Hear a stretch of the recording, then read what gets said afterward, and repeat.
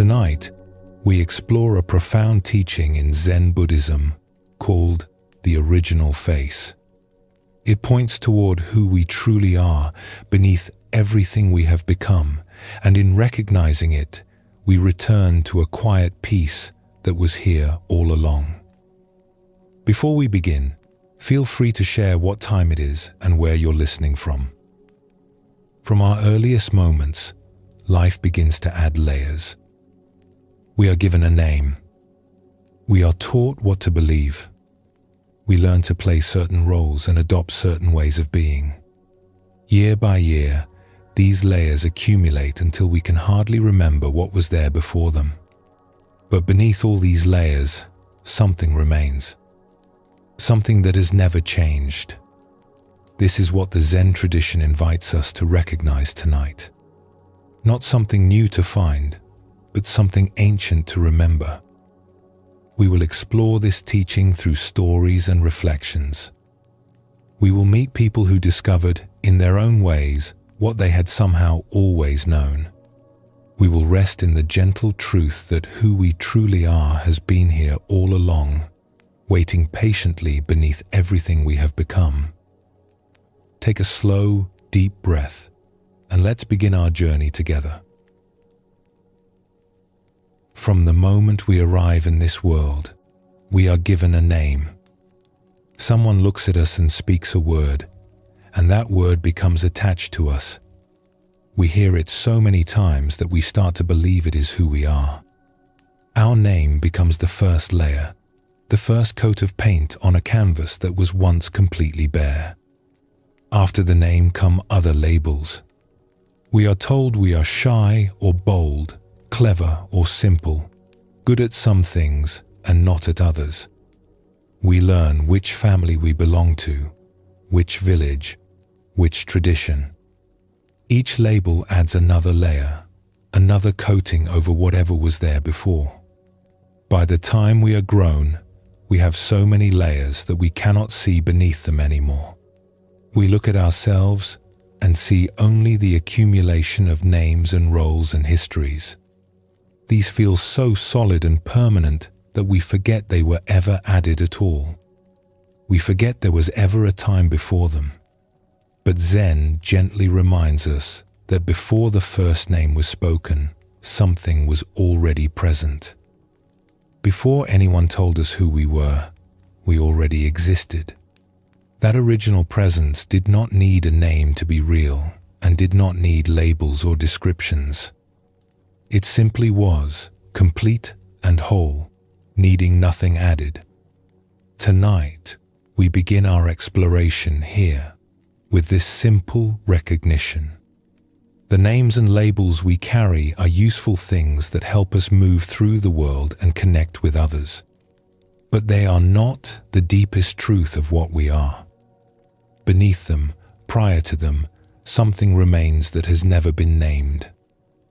The Zen tradition calls this the original face, and it waits quietly for us to remember it was always here. Let us explore a story that shows how one woman began to glimpse this truth. In a village nestled between two rivers, there lived a woman named Fen, who served as the keeper of records. For 40 years, she had documented every birth, every death, every marriage, every transfer of land. Her careful handwriting filled dozens of thick books that lined the walls of her small office. The shelves reached from floor to ceiling, holding the written history of generations. Fen took great pride in her work. She believed that the records made things real and official, giving them weight and permanence. When a child was born, it was her pen that inscribed the name and date, and this act of writing felt like it completed something important. Before the record, there was just a baby. After the record, there was a person with a place in the world. The villagers respected Fen and her books. When disputes arose about boundaries or inheritances, they came to her small office with its ink-stained desk and permanent smell of paper. When someone needed to prove who they were or where they came from, Her records provided the answer. In a way, she held the identity of the entire village in her small, careful hands. She had started as a young apprentice, learning from the previous record keeper, an old man who had treated the books almost like sacred objects. He taught her that every stroke of the brush mattered, that every name written was a kind of promise to remember. When he passed away, she took over the work and never questioned its importance. The records were truth. The records were permanence. Without them, how would anyone know who was who? One autumn afternoon, as yellow leaves drifted past her window, a stranger arrived in the village. He was an elderly man with white hair and calm eyes, wearing simple clothes that showed signs of long travel. Dust covered his sandals and the hem of his robe. He carried nothing but a walking stick and a small cloth bag that seemed nearly empty. The village headman brought the stranger to Fenn's office, as was customary with newcomers. She opened a fresh page in her book, smoothed it carefully with her palm, and dipped her brush in ink. The familiar ritual comforted her.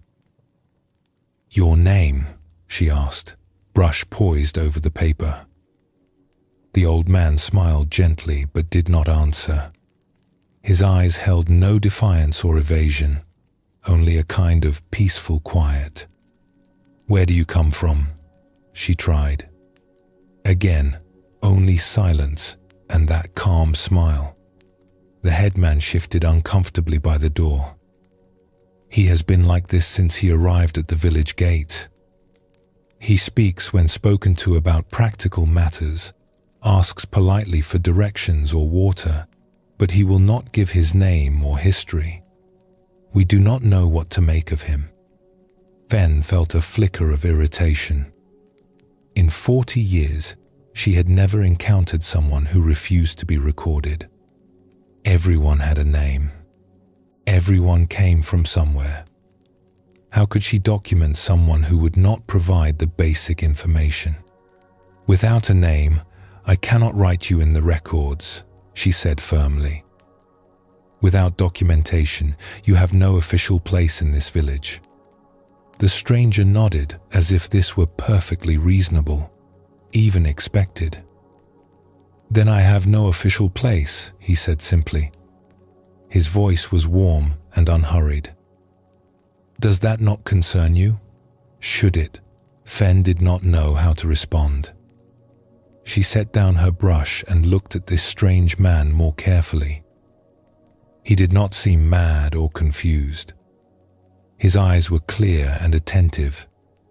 He simply seemed at ease with having no documented existence. In the days that followed, the stranger remained in the village. The headman could find no reason to expel him, as he caused no trouble and broke no rules. He helped with the harvest, moving slowly but steadily alongside the farmers, his aged hands still capable of useful work. He shared meals with whoever invited him, always courteous and fully present. He sat by the river in the evenings, watching the water flow past, seeming to want nothing more than to witness the world around him. The villagers did not know what to make of him. Without a name or history, they could not place him in their understanding of things. Some were suspicious, wondering what he might be hiding. Others were curious, drawn to his quiet presence. A few simply accepted him as he was, enjoying his company without needing to categorize him. Children especially seemed comfortable around him, perhaps because they had not yet learned that everyone must fit neatly into records and categories. Fenn found herself watching him more than she cared to admit. His existence troubled her in ways she could not quite name. Her entire life's work rested on the belief that people needed to be documented to be real, to have a proper place. Yet here was a man who seemed perfectly real, perfectly present, perfectly at ease, despite having no place in any record. He existed fully, and her books knew nothing about him. She caught herself thinking about him while she worked, while she ate her evening rice, while she lay awake at night. It was as if he had asked her a question without speaking, and she could not rest until she found the answer. One evening, after her day's work was done, she found herself walking to the river where the stranger often sat. The sun was setting, turning the water to gold and amber. Dragonflies hovered over the shallows, and somewhere in the reeds a frog was singing. The stranger looked up as she approached and gestured to a flat rock beside him without surprise, as if he had been expecting her. She sat, and for a while they watched the river together in silence. The water moved past endlessly, catching the fading light. "It troubles you," he said finally, "that I will not give you a name." "Yes," she admitted. "My whole life I have believed that names matter, that records matter, that without them a person is somehow incomplete or unreal." The stranger picked up a small stone from the riverbank and turned it slowly in his weathered fingers. "This stone has no name. Does it exist?" "Of course." "But it is just a stone. And the river, does it have a name?" "We call it the Silver River." "Ah, but the river was flowing long before anyone named it, long before there was a village here, long before there were people to give names to things. The water you see right now has never been called anything. It is new water, arriving from the mountains this very moment, passing through, moving on to places it has never been. It does not wait for a name to exist." Fen watched the water flowing past, always moving, always changing, always present. She had never thought about it this way. The river had seemed so permanent, so fixed, but it was made of water that was never the same. The stranger continued gently.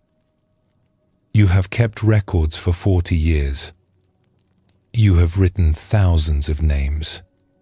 But tell me, in the moment before anyone wrote your name in a book, did you exist?"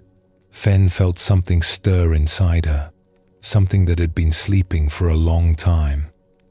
She remembered nothing of her own infancy, of course. Those years were blank in her memory. But she knew she had been there. A baby, aware and alive, looking out at the world long before anyone had dipped a brush in ink and given her a place in the records. "I existed," she said quietly. "And what was that existence like? Before the name, before the labels, before anyone told you who you were and where you belonged? Before they said you were the daughter of this family, destined for that role, suited to this kind of work?" She could not answer. She had no memory of that time, and yet something in her knew it was real. She had been present before the records began. She had been whole before the names arrived. The stranger set the stone down gently on the bank, placing it carefully as if returning it to where it belonged. What we are calling the original face is what we are before any name is given. It is not found in records because it cannot be captured by ink and paper. Your books are useful things, and I mean no disrespect to your work. They help the village run smoothly. They settle disputes and preserve memories. But they have never contained the truth of a single person. That truth exists before and beyond any record. Fen sat with this for a long time as the light faded from the sky and the first stars appeared. She thought of all the names she had written over the years, all the careful documentation, the pride she had taken in her complete and accurate books. None of it had ever touched what was most essential about the people she recorded. The names were like signs pointing towards something they could never hold. When she finally returned to her office that night, walking slowly through the quiet streets, she looked at her shelves of books differently. They were still valuable, still useful, still worthy of care. But they were not what she had believed them to be. They were not containers of identity, only references to something much deeper that no book could ever capture. The people in those pages were so much more than the names she had given them. Zen teaches us that our names and labels are like clothes we wear. They serve a purpose and help us navigate the practical world of families and villages and responsibilities. But just as we are not our clothes, we are not our names. The Buddha spoke often about how we cling to identity as if it were solid and permanent. We grasp at our names, our histories, our descriptions of ourselves, believing they are the truth of what we are. But these are all additions that came after our original presence. They are layers painted over the canvas, not the canvas itself. What Fen began to see by the river was something simple but profound. The stranger existed fully despite having no place in her records. His presence was not diminished by the absence of documentation. This pointed towards something that exists in all of us, a presence that was there before any name arrived. We can notice this in our own experience if we look carefully. Our names feel natural to us now, so familiar that they seem like part of our very being. But there was a time when we did not know them. There was a time when we simply existed, without any story about who we were or where we came from. That existence was complete in itself, needing no label to be real. The original face is what remains when we set aside all the names and descriptions. It is not a thing we can point to or write down, but it is perhaps the most real thing about us. It was here before the naming began, and it remains here still, beneath all the layers that have accumulated over the years. Let us explore another story that reveals more of this teaching. In a province known for its military tradition, there lived a young man named Toro, whose father was a celebrated general.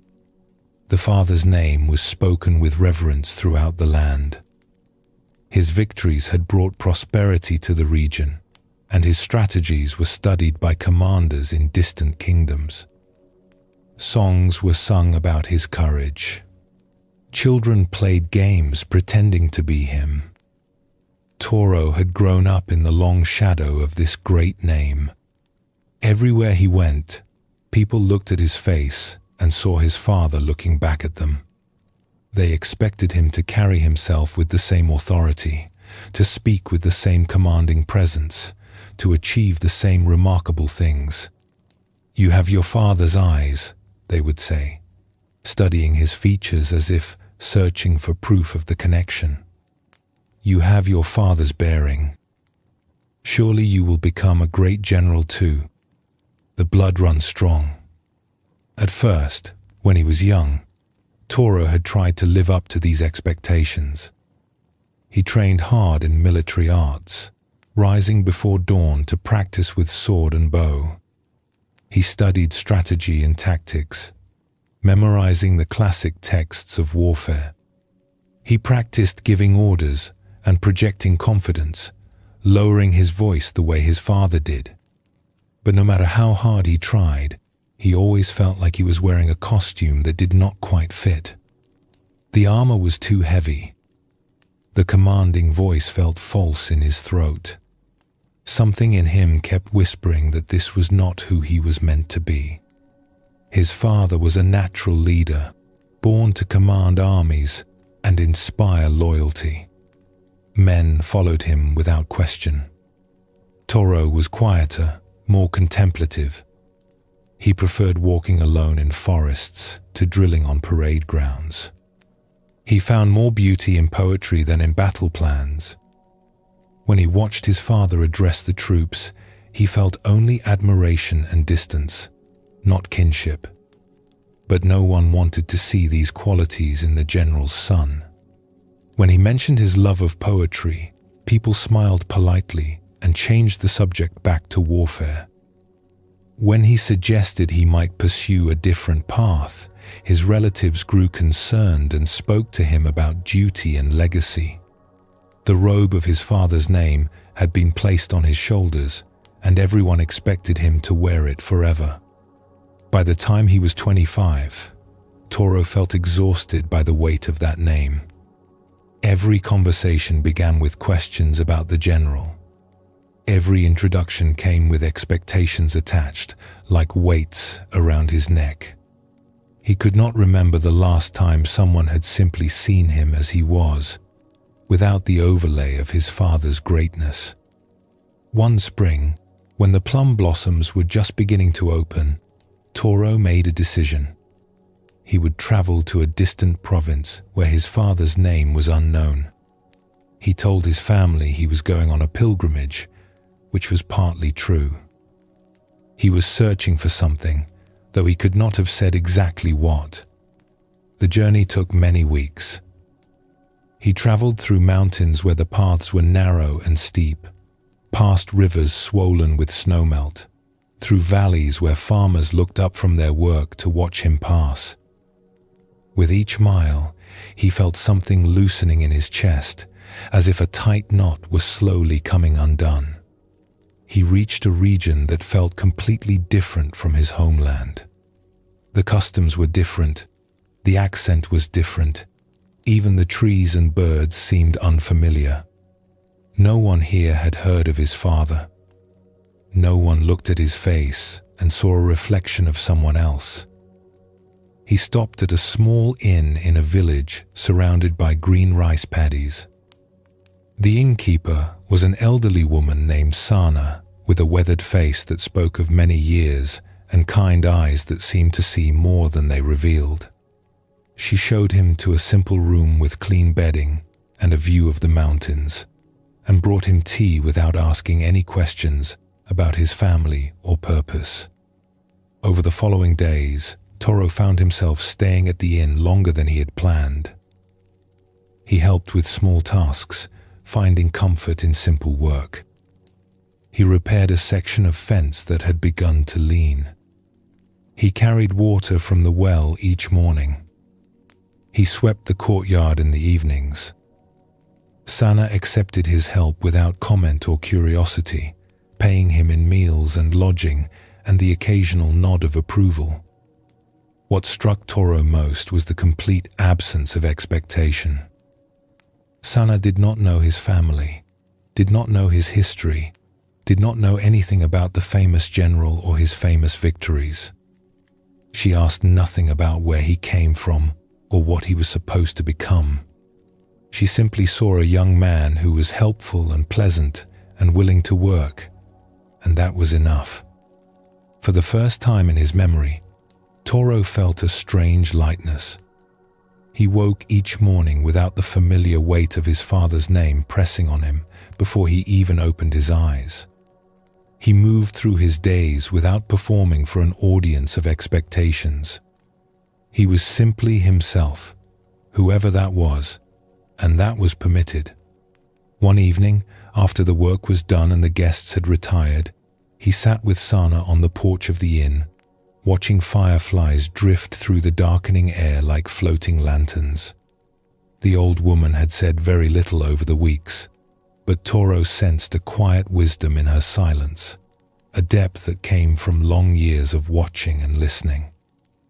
"May I ask you something?" he said. "Of course." "When you look at me, what do you see?" Sana considered this for a moment, watching the fireflies trace their unhurried paths through the garden. "I see a young man who carries himself like someone recently relieved of a heavy burden. You walk differently now than when you arrived. Your shoulders sit differently. Something has lifted." Toro felt tears prick his eyes unexpectedly. It was the most accurate thing anyone had ever said about him. "I am the son of a famous general," he said quietly, giving voice to the secret he had carried here. At home, that is all anyone sees when they look at me. His son, his legacy, his continuation. They do not see me at all. Sana nodded slowly, unsurprised. That must be tiring, to be looked at and not seen. It is. I came here to escape it, even for a little while. Here, when no one knows his name, I can finally breathe. I can finally just be myself.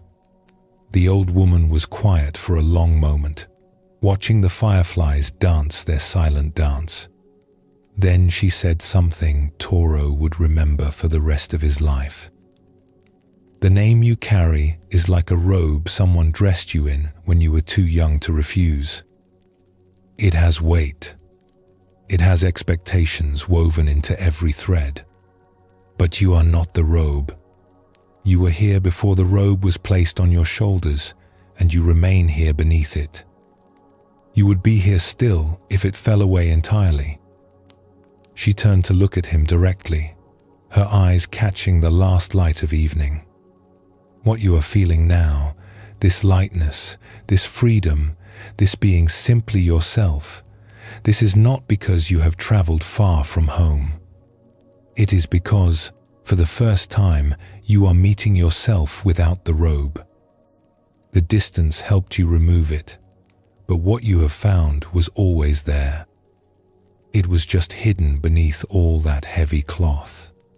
Toro sat with these words as the night deepened around them and the stars emerged one by one. He thought about the robe of his father's name, how it had been placed on him before he could speak, how he had worn it so long he had forgotten it was not his own skin.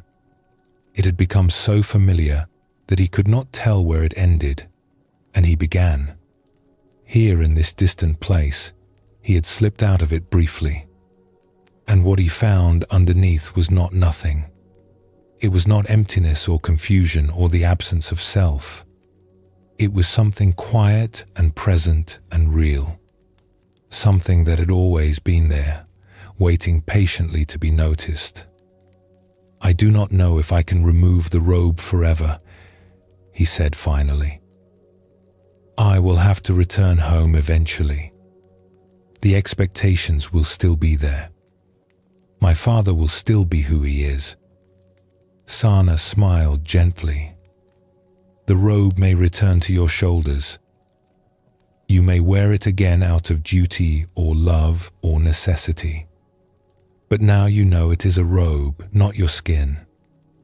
You know there is something beneath it.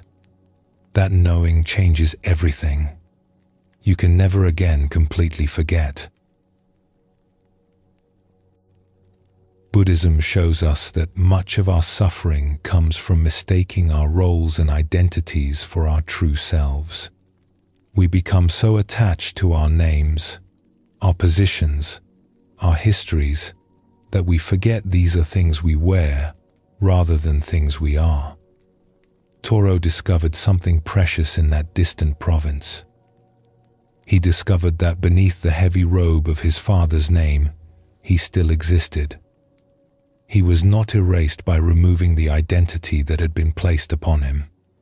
Instead, he found something more essential, more real than any name or expectation could capture. The original face does not depend on recognition from others. It does not need the world to confirm it or validate it. It simply is, whether anyone sees it or not. What others see when they look at us is usually the robe, the layers, the names and histories. But what looks back at them, what experiences the looking, comes from somewhere deeper than any of these. We all carry names that were given to us by others. We all wear robes of expectation and identity that were placed on us before we could refuse. These are not bad things in themselves. They help us function in the world, connect with others, understand our responsibilities. but they are not the final truth of who we are. The original face was present before the first robe was placed on our shoulders. It remains present beneath all the layers we have accumulated over the years. And like Toro sitting on that porch watching fireflies, we can sometimes catch a glimpse of it when the weight of our names briefly lifts. Let your breath settle now, soft and easy. You do not need to remove any name or set aside any role in this moment. Simply notice that something is here, present and aware, beneath whatever you have been called.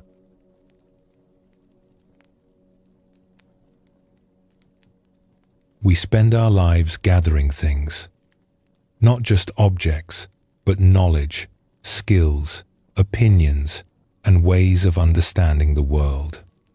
From our earliest years, we are taught and trained, filled with information about how things work and what we should believe. This learning is valuable, and it helps us navigate our days with competence and understanding. But somewhere along the way, we may begin to feel that we are what we have learned. We identify with our knowledge, our skills, our accumulated understanding. We feel that without these things, we would be somehow less, somehow incomplete. Zen gently invites us to look more carefully at this assumption. Before we learned anything at all, we were already here. Before we knew a single fact or held a single opinion, awareness was present. The mind that would eventually learn so much was already awake, already looking out at the world with fresh eyes. This is another doorway into understanding the original face. It is not something we acquire through learning or achieve through effort. It is what was present before the learning began, the awareness that made learning possible in the first place.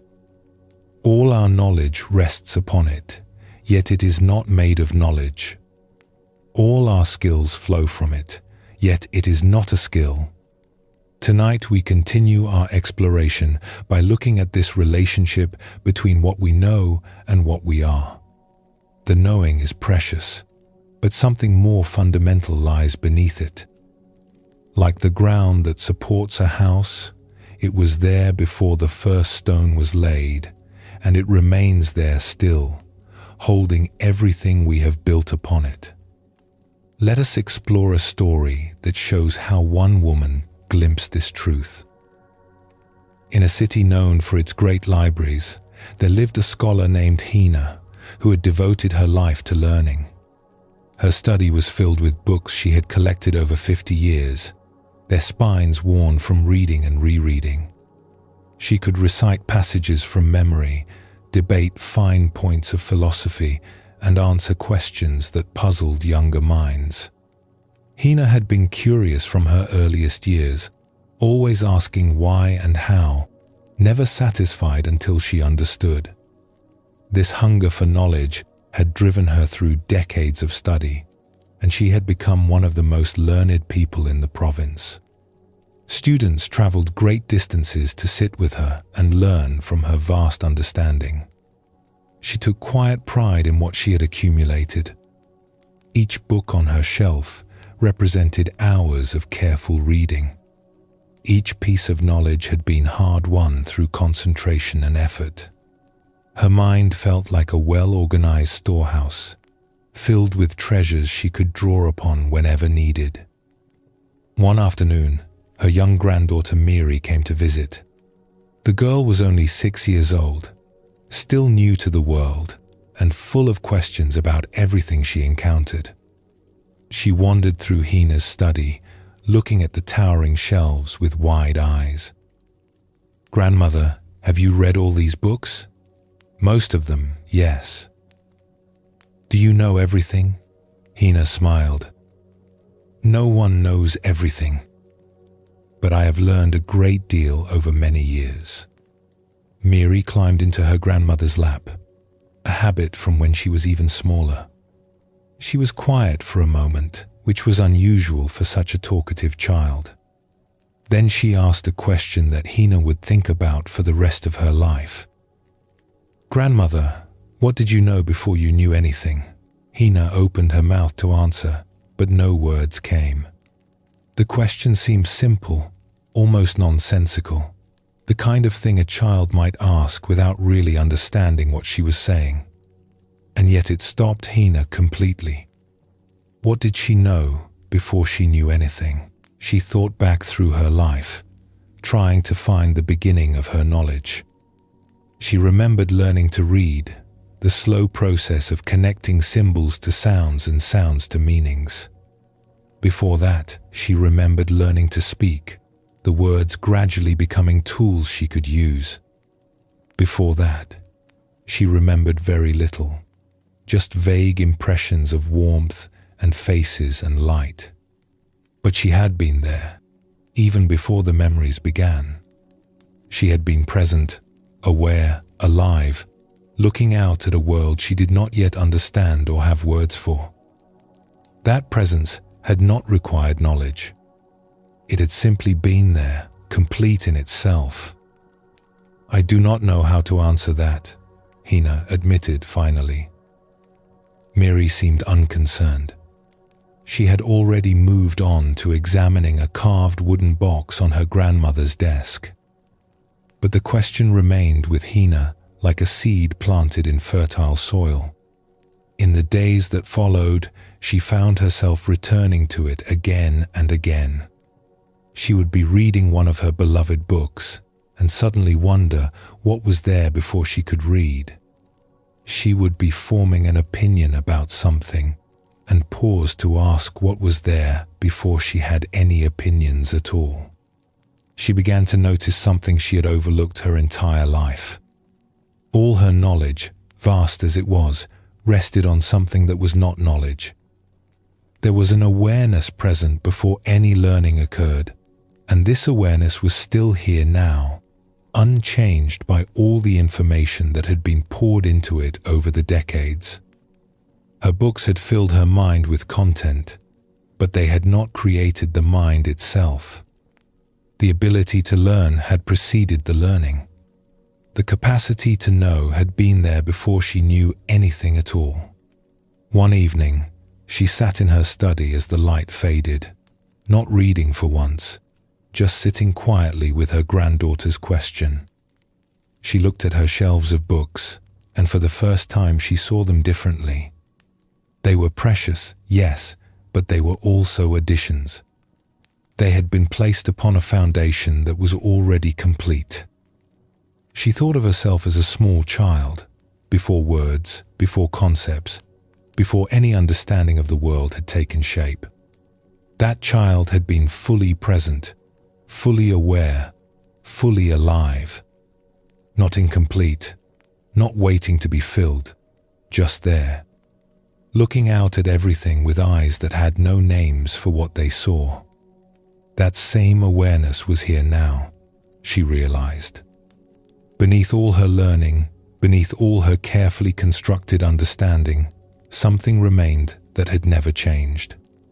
Her knowledge had grown enormously, but the awareness holding that knowledge was the same awareness that had looked out from her infant eyes. This was the original face her Zen readings had spoken of.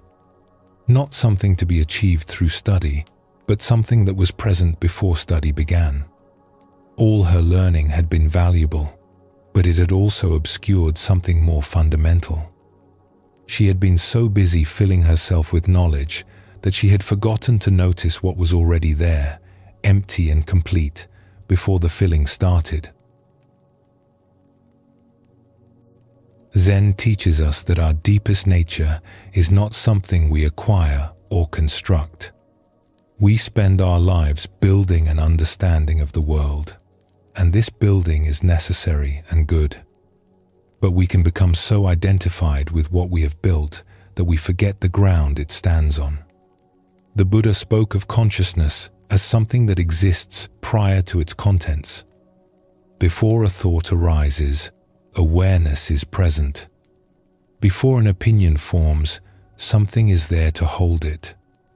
This prior awareness is not empty in a negative sense. It is spacious, open, ready to receive whatever comes.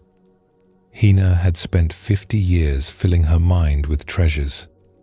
Each piece of knowledge was genuinely valuable. But her granddaughter's innocent question pointed to something even more precious. The awareness that had been present before the first book was opened, the first word learned, the first idea understood. We can notice this in our own experience. Right now, as you listen to these words, something is aware of them. That awareness did not come from learning. It was there when you were born, looking out at a world of shapes and sounds and sensations. It is here still, unchanged by all the experiences that have flowed through it. The original face is not found by adding more knowledge. It is glimpsed by noticing what was present before the knowledge arrived. It is the open space in which all learning happens, the silent witness to all our thinking, the ground beneath everything we have built. Let us explore another story that reveals more of this teaching. In a mountain town famous for its tea, there lived a tea master named Vin, who had spent 40 years refining his craft. He could identify any tea by its region of origin, the season of its harvest, even the elevation at which it was grown. His palate was legendary, and people came from distant provinces to taste his preparations and learn from his expertise. Vin had built his knowledge sip by sip, year by year. As a young apprentice, he could barely distinguish one tea from another. Now he could detect subtle notes that others missed entirely. He had words for flavors that most people could not even perceive. His vocabulary of taste had grown elaborate and precise. He took great satisfaction in this expertise. When students came to learn, he would guide them through the subtle differences between teas, teaching them the words and categories they would need to develop their own understanding. He believed that knowledge was the path to appreciation, that the more words you had for something, the more deeply you could experience it. One autumn afternoon, a woman named Sarah arrived at his tea house. She was perhaps 60 years old, with silver hair and a serene expression. What Vin noticed immediately was that she was blind. Her eyes were open but unfocused, and she moved with the careful attention of someone navigating by sound and touch. She had heard of his tea house, she explained, and had traveled a great distance to taste his preparations. Tea had been her companion since childhood, one of the pleasures that remained vivid even after her sight had faded 20 years ago. Vin prepared his finest tea for her, following every step of the ritual with extra care. He watched as she lifted the cup, inhaled the fragrance, and brought it to her lips. She drank slowly, holding each sip in her mouth before swallowing. Her face changed as she tasted. Not dramatically, but in small shifts of expression that Vin found himself watching intently. She seemed to be having a different experience than his usual guests, though he could not say exactly how. When she set down her cup, she was quiet for a long moment. Then she said something that surprised him. "You have great knowledge of tea. I can tell by how perfectly this was prepared. But I wonder if I might ask you something." "Of course." "When you taste tea now, do you taste the tea itself, or do you taste your categories?" Vin did not understand. "What do you mean?" "I have no formal training," Sarah explained. "I never learned the proper words for what I taste. When I lost my sight, my other senses became more vivid. Now when I drink tea, I simply taste it.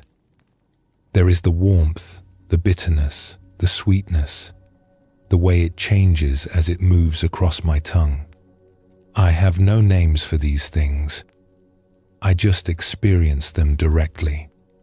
She paused, choosing her next words carefully. "Sometimes I wonder if names create a distance between us and what we are experiencing. Before I knew the word for bitter, I knew bitterness itself. The word came later and built a wall between me and the direct taste. Now I try to taste what is there before the words arrive."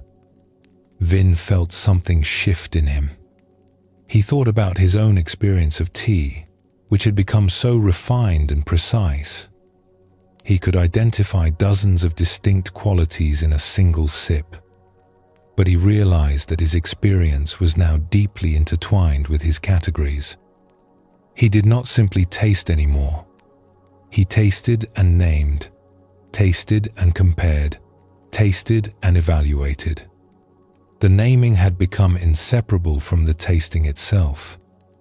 "How do you do it?" he asked. "How do you taste without naming?" Sarah smiled gently. "I do not do anything special. I simply noticed one day that my words were not the same as my experience. The words come after, like an echo. The taste itself is there first, pure and direct. When I pay attention to what is there before the words arrive, everything becomes more vivid, more real." She lifted her cup again and took another sip, her face softening with simple pleasure. "Try it yourself. Before you name what you taste, notice that you have already tasted it. The knowing happens first. The naming comes second." Vin poured himself a cup from the same pot. He lifted it to his lips and tried to do what she described. It was difficult. His mind immediately began its familiar work of categorizing and comparing. But for a brief moment, just before the words arrived, he caught something.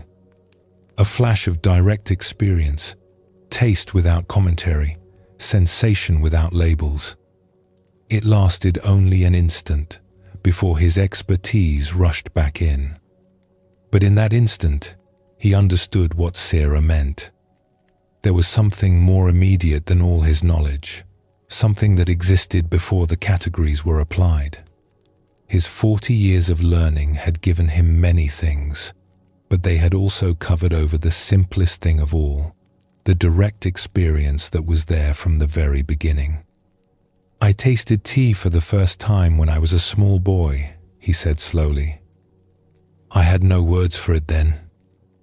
I did not know good tea from poor tea, high mountain from low valley. I just tasted something warm and slightly bitter and strange. That tasting was complete in itself." Sarah nodded. "And that same tasting is still here now, beneath all your expertise. Your knowledge has not replaced it. It has only covered it over. The original face of your experience, the direct knowing before words, is still present. It has been present all along." After Sarah left, Vin sat alone in his tea house for a long time. He drank cup after cup, trying to find that moment before naming, trying to taste with the simplicity of a child who has no categories at all. It was not easy. 40 years of training could not be set aside in an afternoon. But something had changed. He now knew that his expertise, valuable as it was not the foundation of his experience. Something more direct lay beneath it. All his learning rested on a capacity for experience that existed before the learning began. That capacity was the original face of his tasting, and it had been with him since his first sip of tea as a small boy.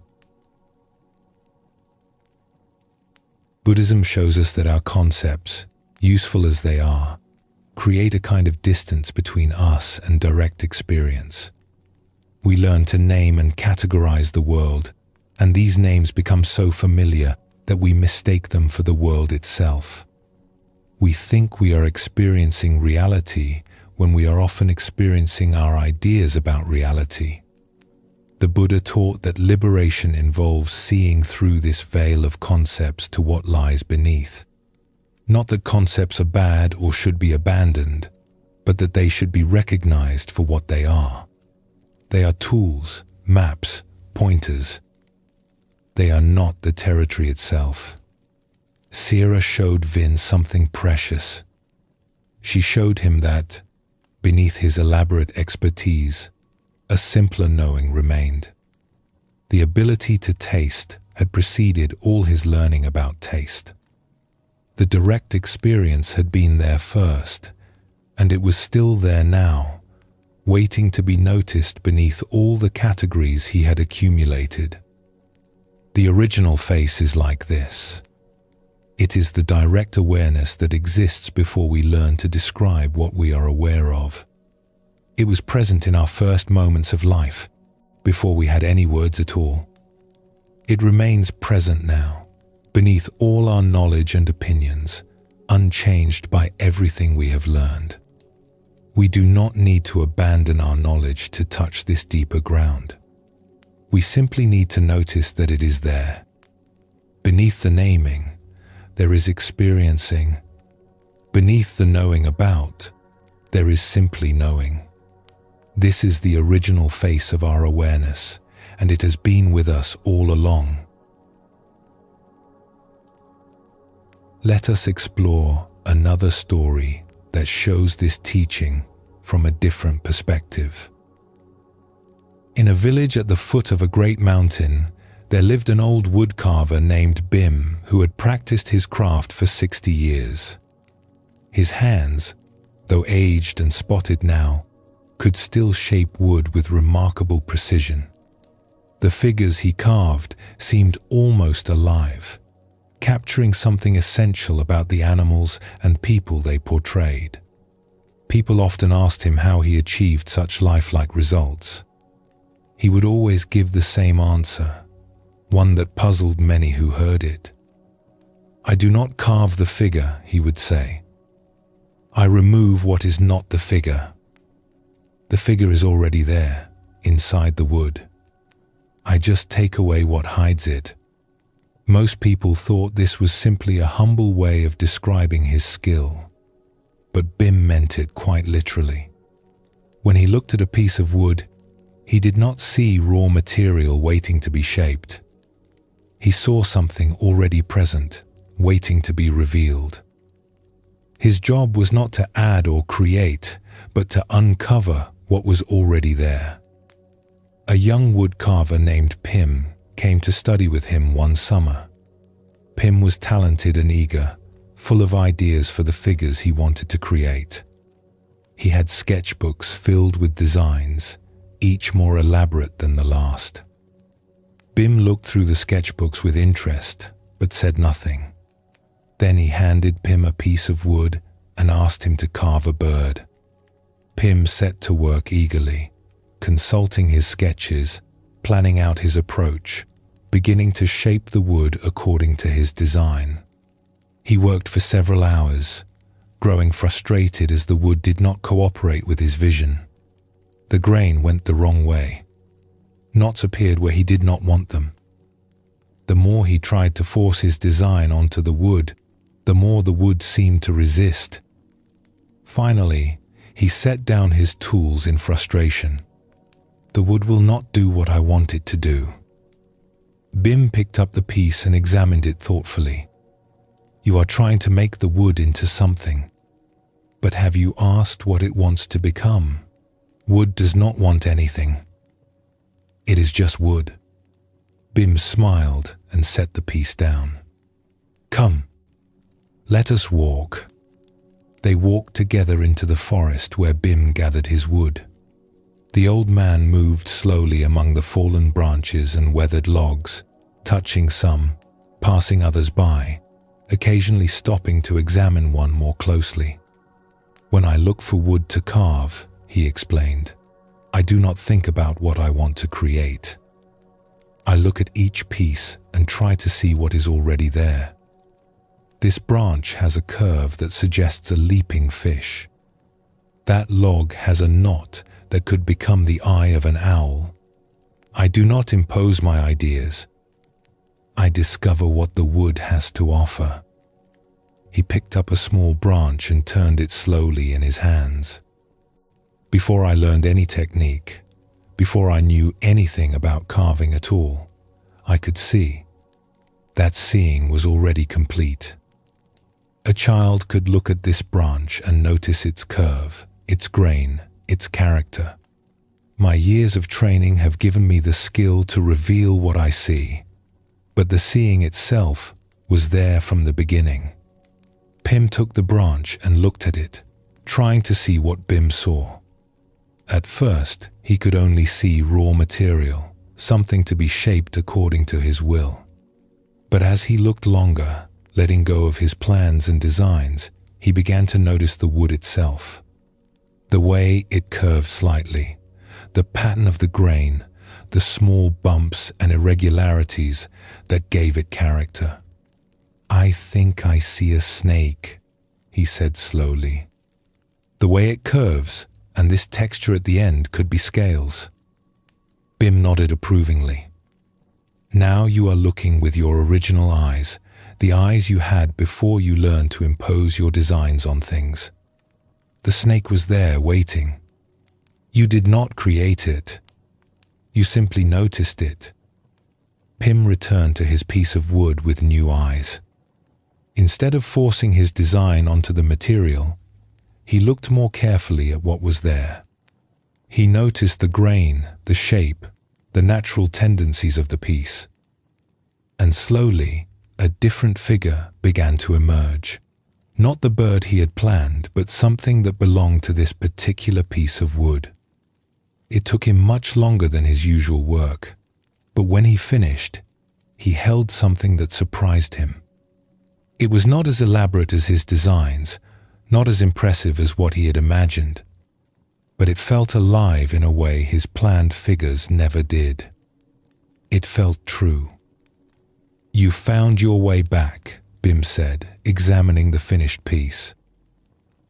"All our training, all our technique, all our accumulated knowledge, it can help us or it can blind us. It helps us when we use it to reveal what is there.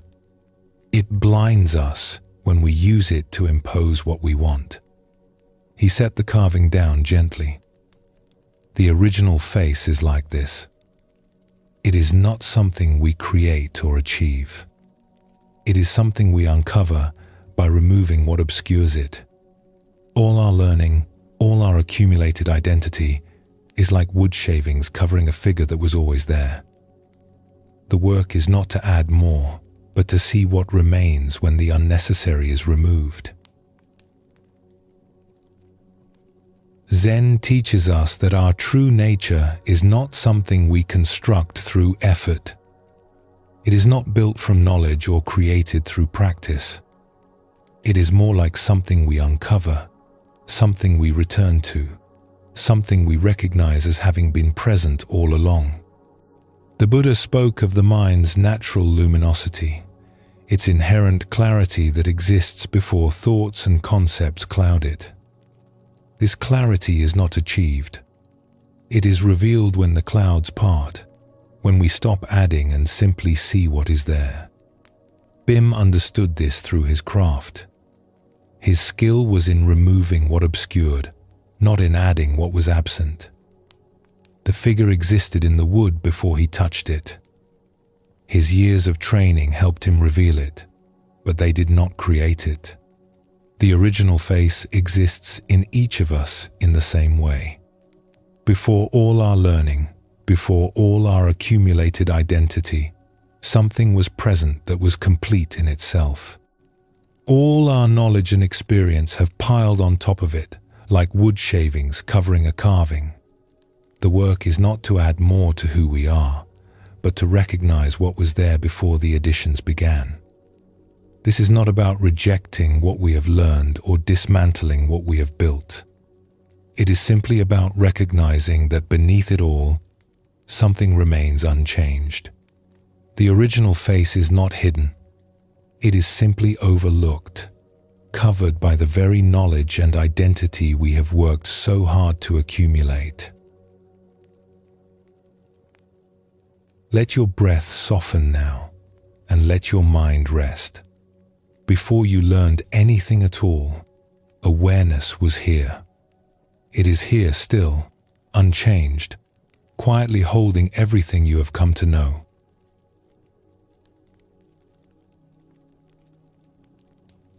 We often come to know ourselves through what we create, the work of our hands, the projects we complete, the things we bring into the world become mirrors in which we see our own reflection.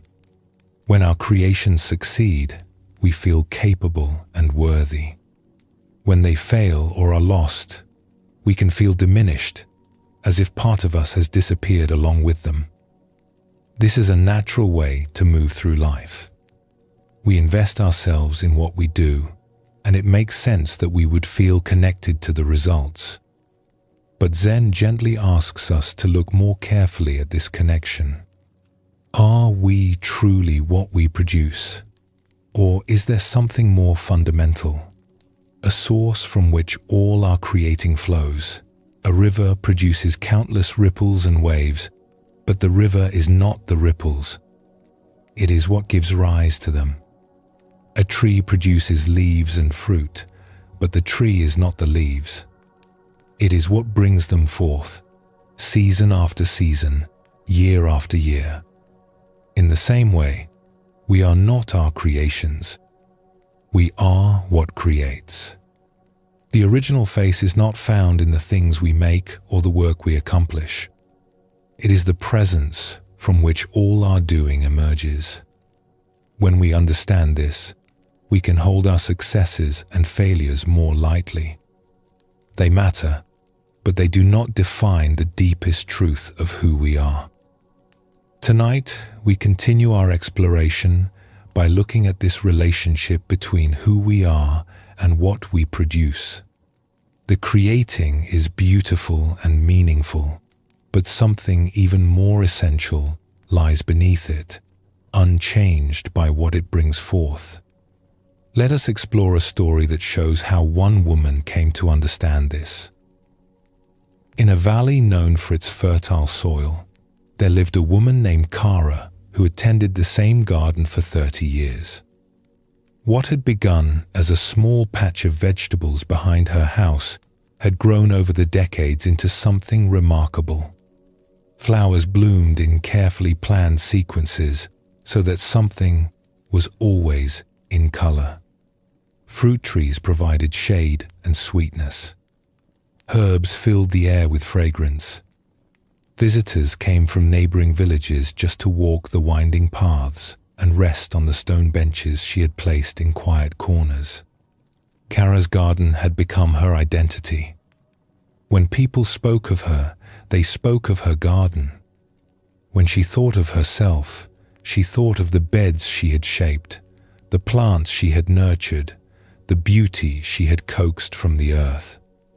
The garden was her life's work, and she could not imagine herself without it. She knew every plant by name, remembered when each one had been planted, could trace the history of the garden through the growth rings of its trees. On summer evenings, she would walk the paths slowly, touching leaves and checking soil, feeling a deep satisfaction in what she had created. This was her contribution to the world, her mark upon the earth, her proof that she had lived and worked and mattered. One spring, after a winter of unusually heavy rains, the river that ran along the edge of her property swelled beyond its banks.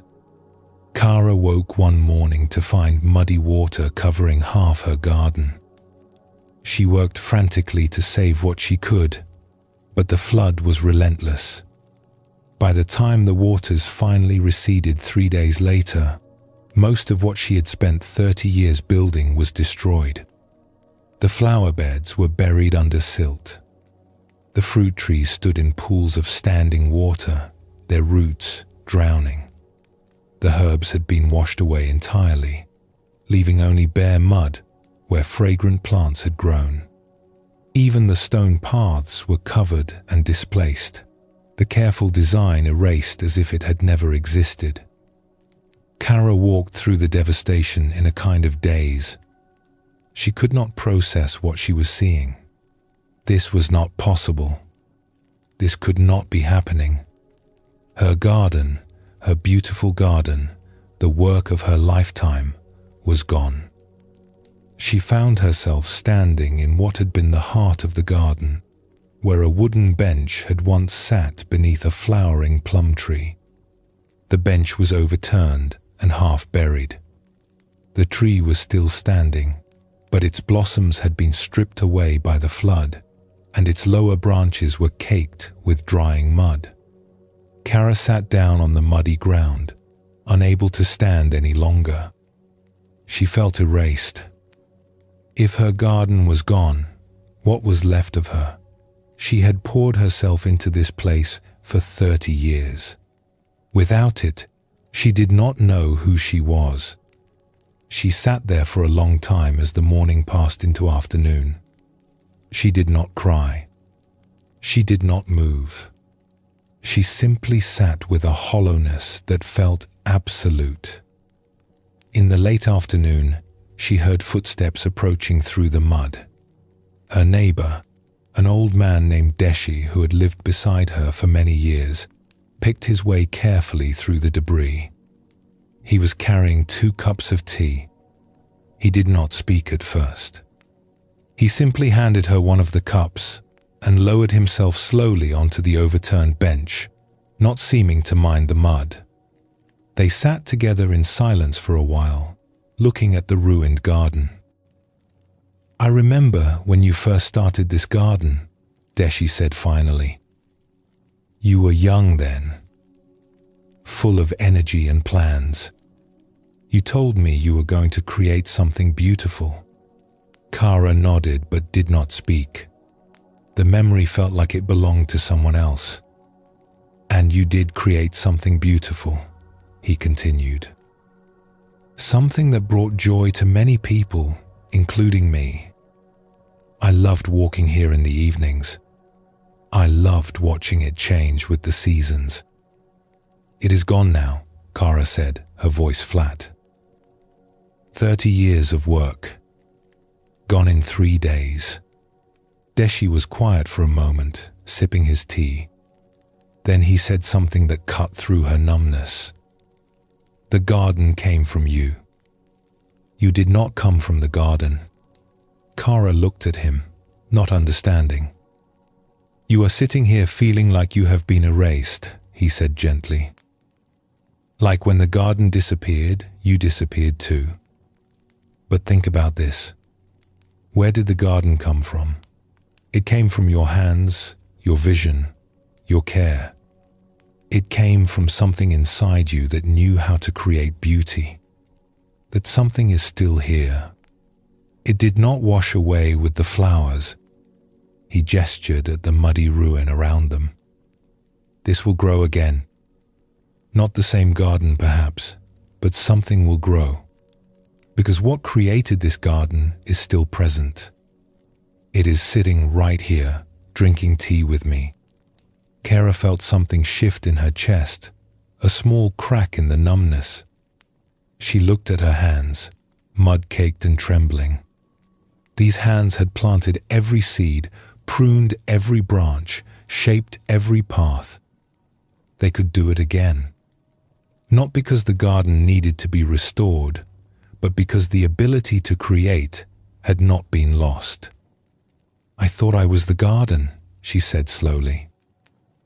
"I thought without it, I was nothing." "Many people make this mistake," Deshi replied. "They pour themselves into their work and then believe they are the work. But the work is like a river flowing from a spring. The river can dry up, can change course, can disappear entirely. But the spring remains. You are the spring, Kara. not the river. Over the following months, Kara did begin to rebuild. Not frantically, not desperately, but slowly and thoughtfully. She found that the loss had changed her relationship with the garden. She still loved the work, still found joy in watching things grow. But she no longer confused herself with what she produced. She knew now that she was something more than her creations, something that would remain even if everything she built washed away again. Zen teaches us that our creations are expressions of who we are, not definitions of who we are. We flow into our work like water into a vessel, but we are not the vessel. We are the water that can take any shape, fill any container, flow in any direction. The Buddha spoke of attachment as a source of suffering, and one of our deepest attachments is to the fruits of our labor. We work hard. We create something meaningful, and then we cling to it as if our very existence depends on its survival.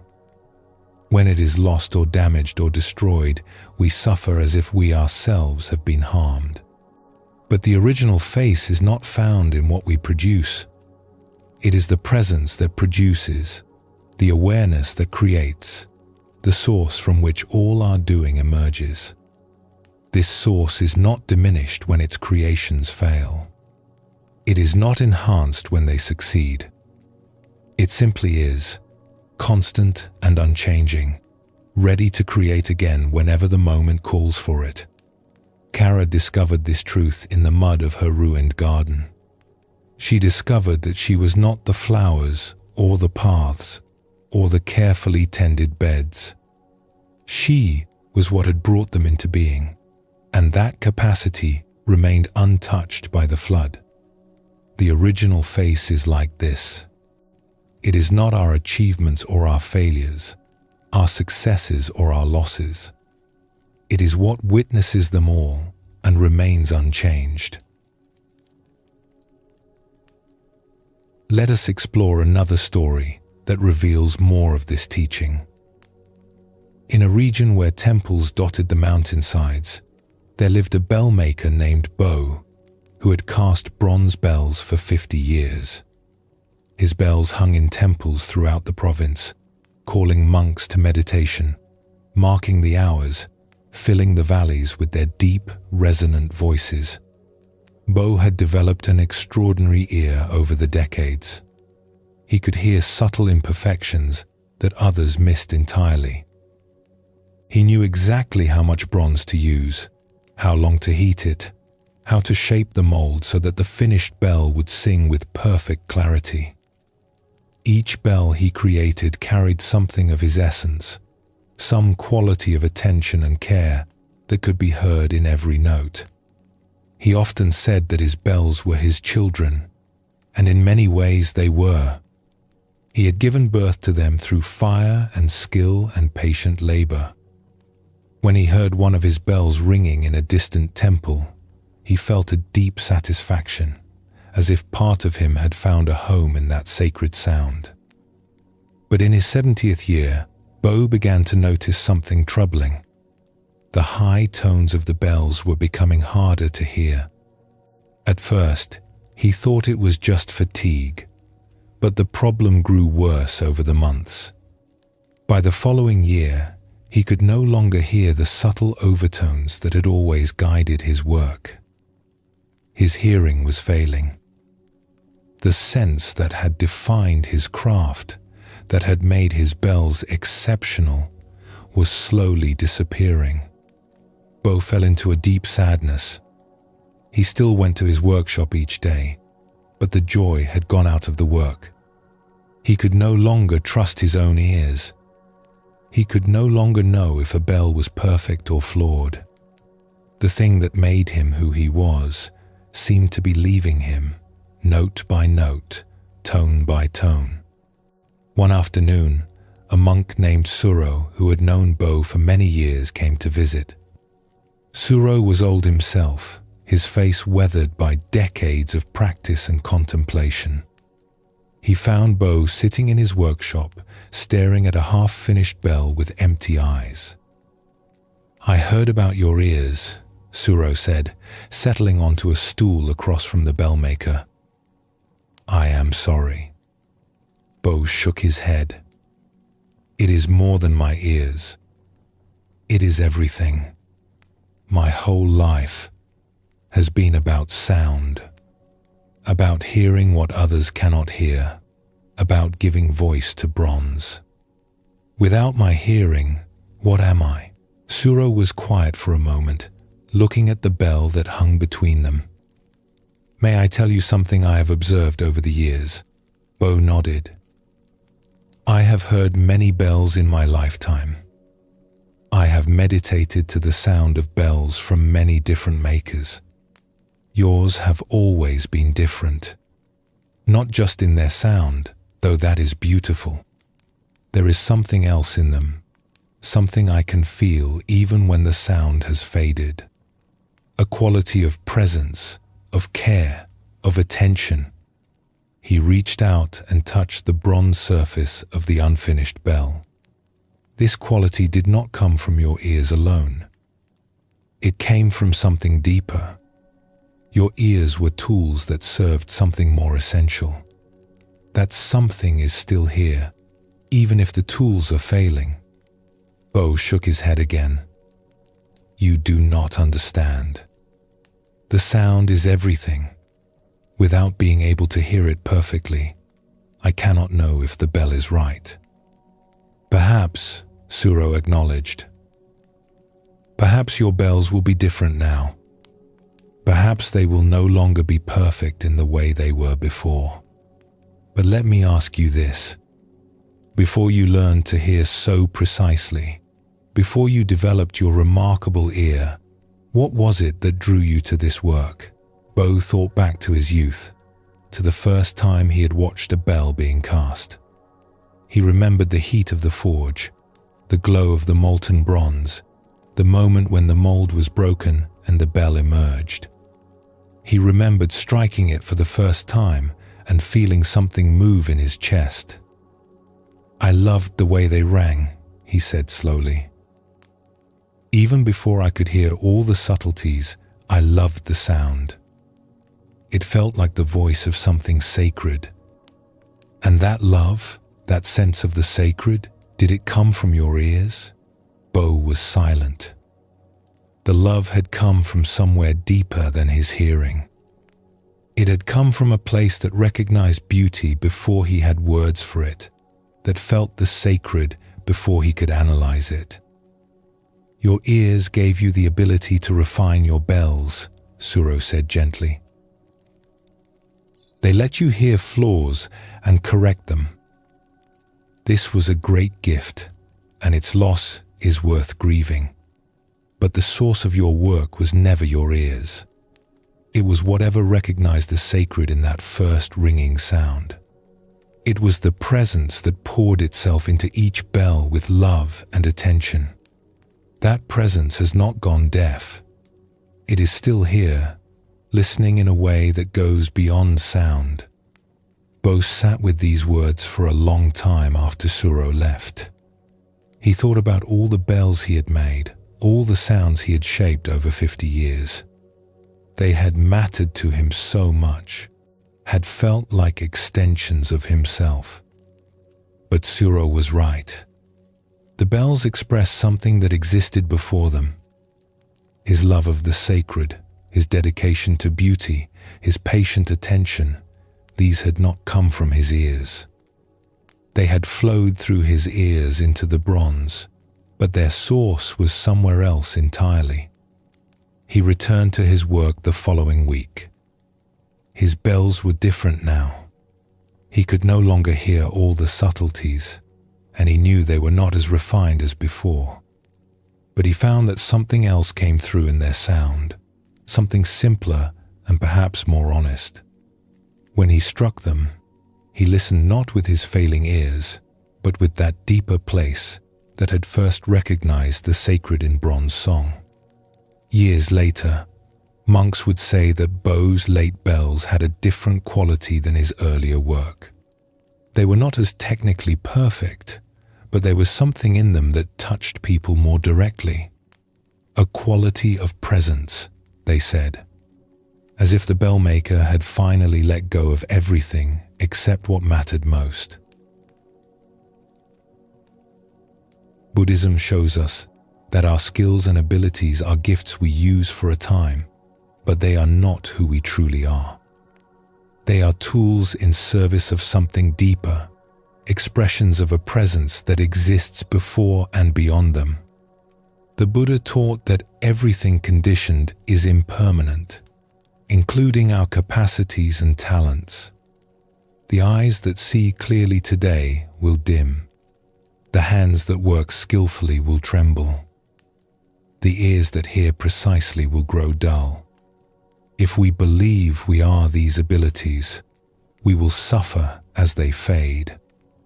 But if we recognize them as instruments of something deeper, we can let them change without losing ourselves.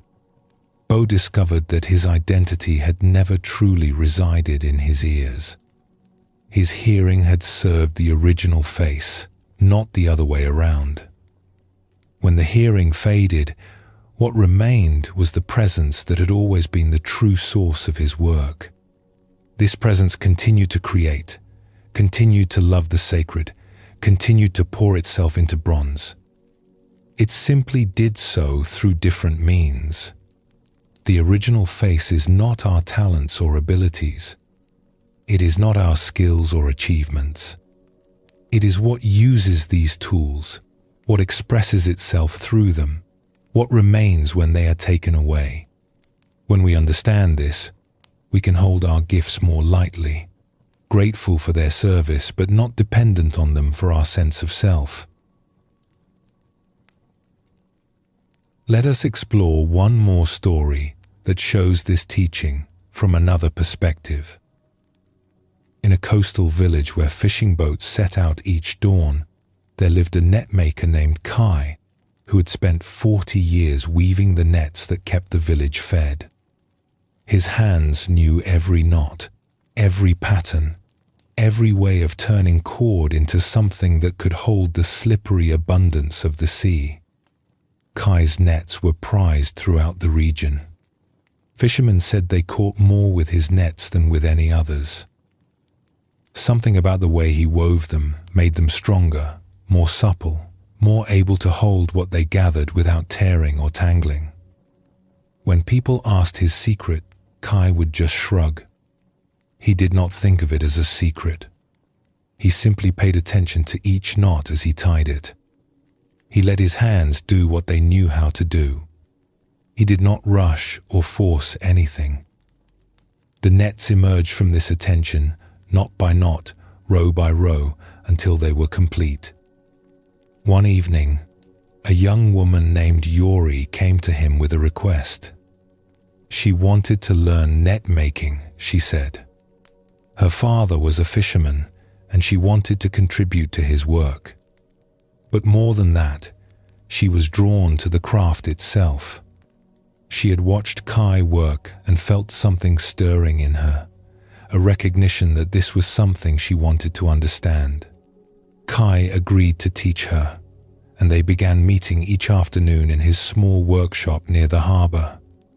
He showed her the basic knots, the patterns, the way to hold the cord so it flowed easily through her fingers. Yori learned quickly. Within a few weeks, she could make a simple net that held together properly. But she was not satisfied. Her nets worked, but they lacked something.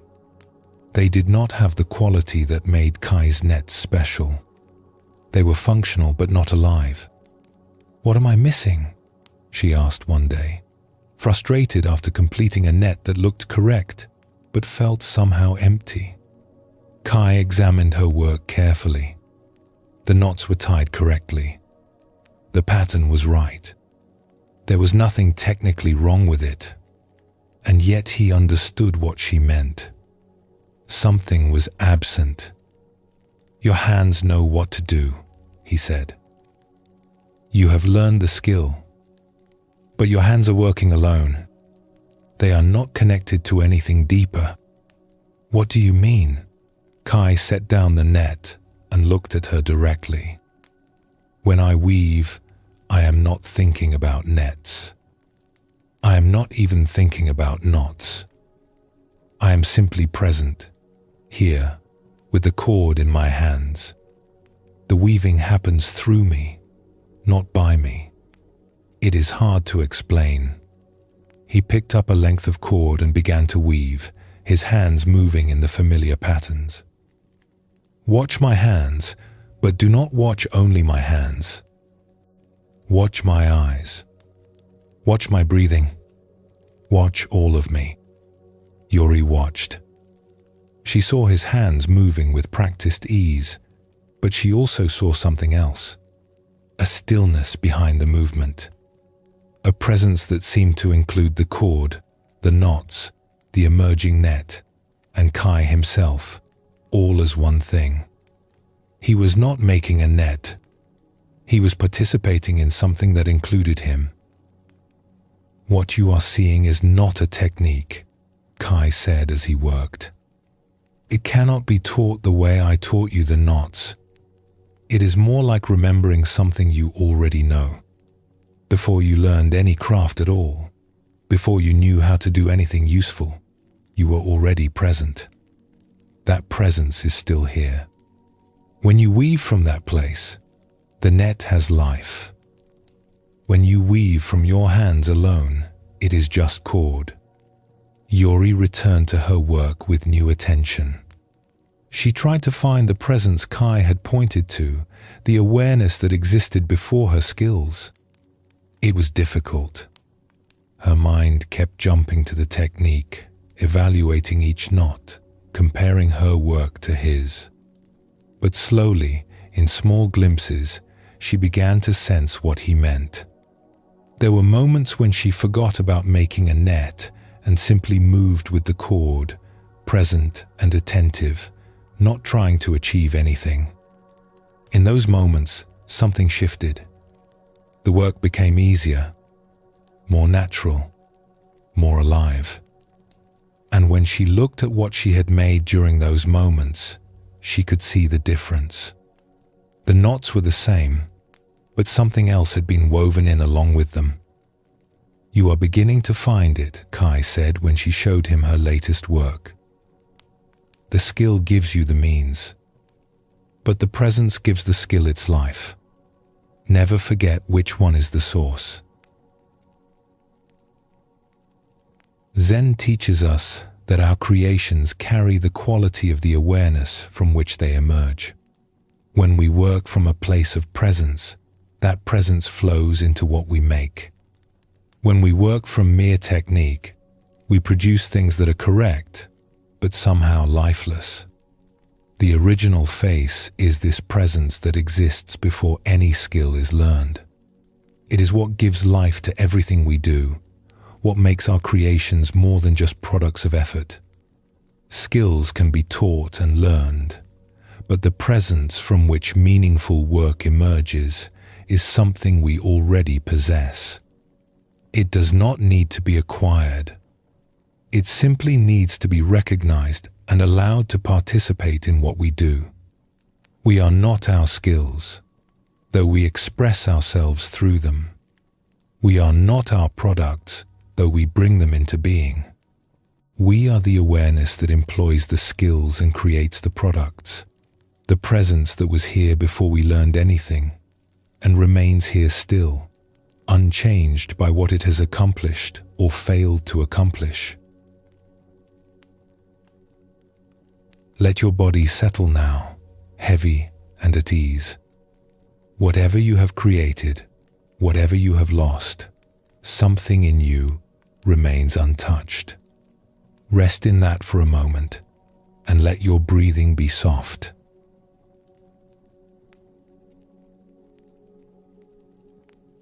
Everything about us changes.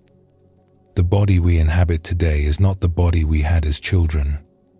The thoughts that fill our minds now are different from those we thought last year or last decade.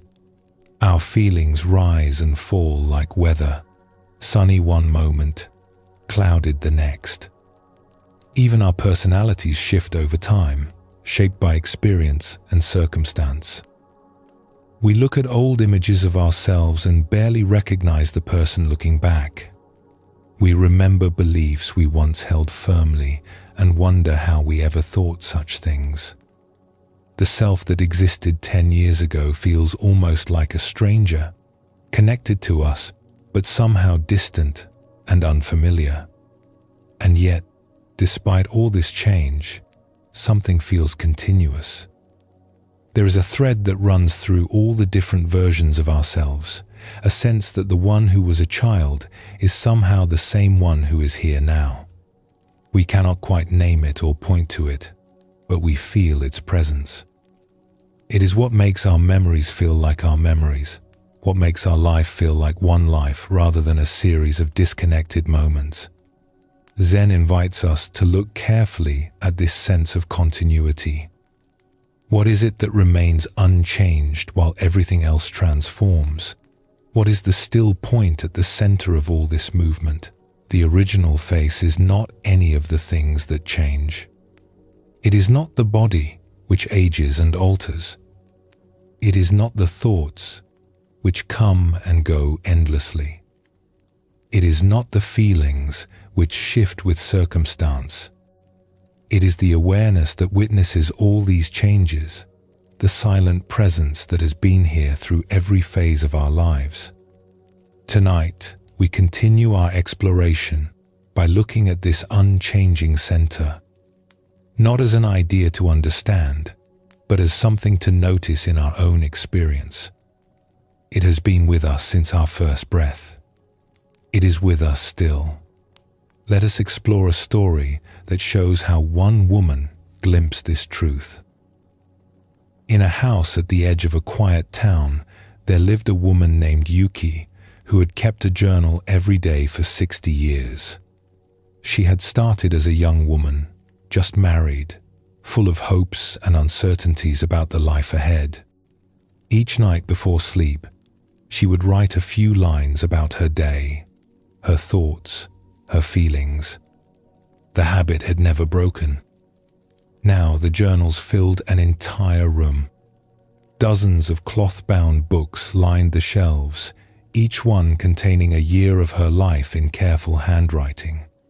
The earliest volumes were written in the bold strokes of youth.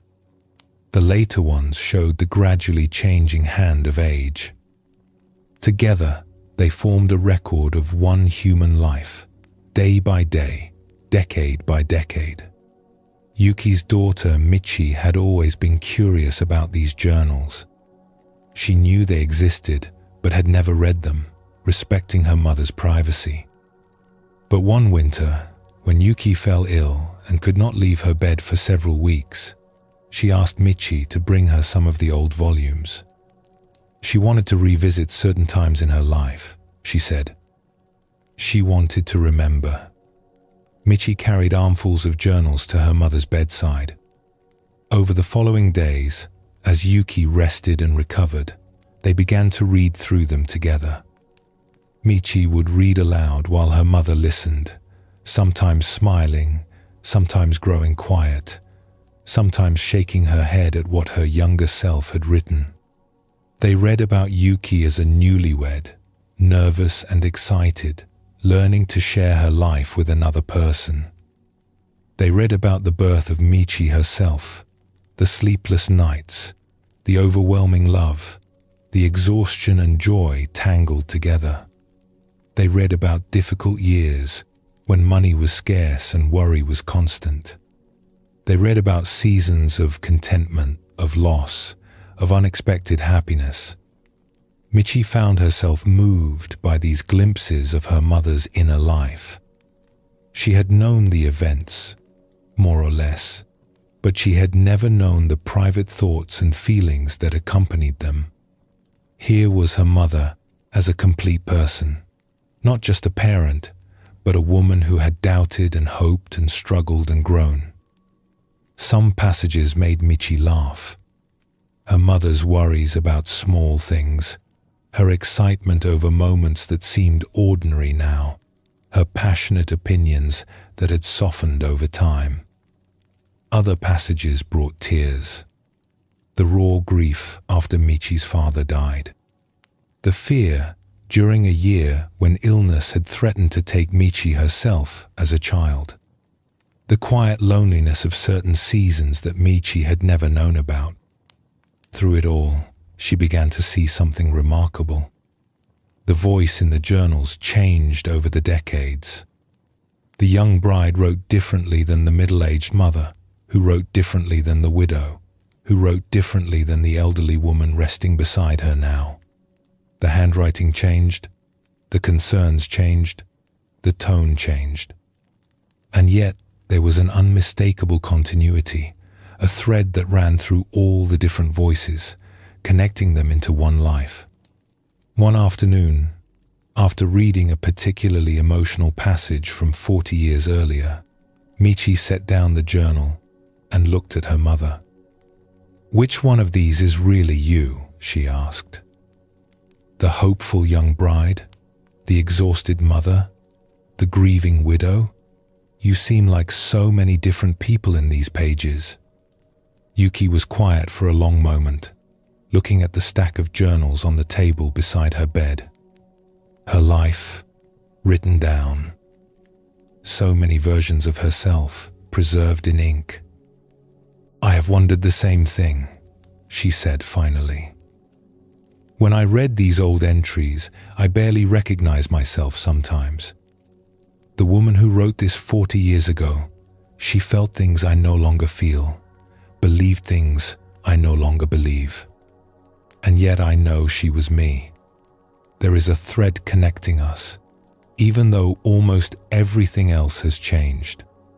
She reached out and touched one of the journals, her aged hand resting on the worn cloth cover. "The one asking the question is closer to me than any of those pages. I wrote all of them.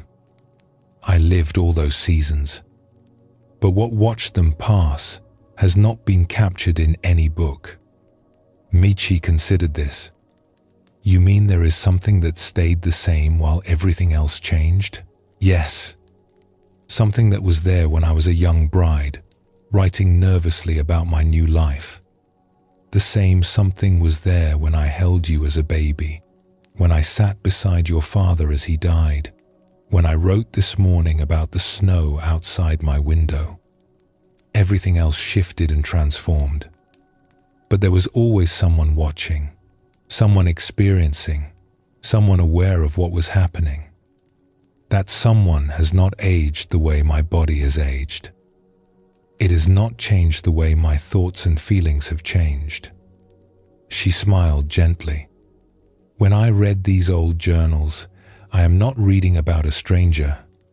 I am reading about what happened to this awareness, this presence, over the course of a lifetime. The presence itself is still here, unchanged. Only the experiences have been different." Michi looked at her mother with new eyes. She had always seen the external changes, the graying hair, the lined face, the slower movements. But now she caught a glimpse of something else, something looking out from behind her mother's eyes that was not old at all. It was simply present, awake, the same presence that had looked out from the eyes of the young bride 60 years ago. "Is that what you mean by remembering?" Michi asked. "Not just the events, but this thread that connects them all, perhaps. When I asked you to bring me these journals, I thought I wanted to remember the past. But what I really wanted, I think, was to feel that continuity again. To remind myself that despite all the changes, something has remained. Something that makes all these different selves one life." Yuki closed her eyes, tired from the conversation but peaceful. The journals captured the waves. But the ocean that held them all, that does not fit in any book. It has been here all along, holding every wave, unchanged by any of them. Zen teaches us that we are not the passing contents of our experience. Thoughts come and go, feelings rise and fall, even our sense of who we are shifts over time. But there is something that witnesses all this movement, a still point that does not move with what it sees. The Buddha spoke of consciousness as something that exists prior to its objects. Before a thought arises, awareness is present to receive it. Before a feeling emerges, something is there to feel it. This prior awareness is not itself a thought or a feeling. It is the space in which thoughts and feelings appear and disappear. Yuki discovered this through her journals. Reading through 60 years of her life, she saw how much had changed, how many different selves she had been.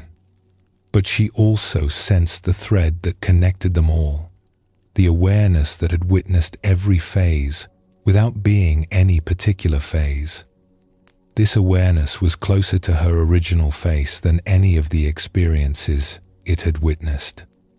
We can notice this in our own lives. The person who was a child, full of wonder and confusion, was somehow the same one who is here now.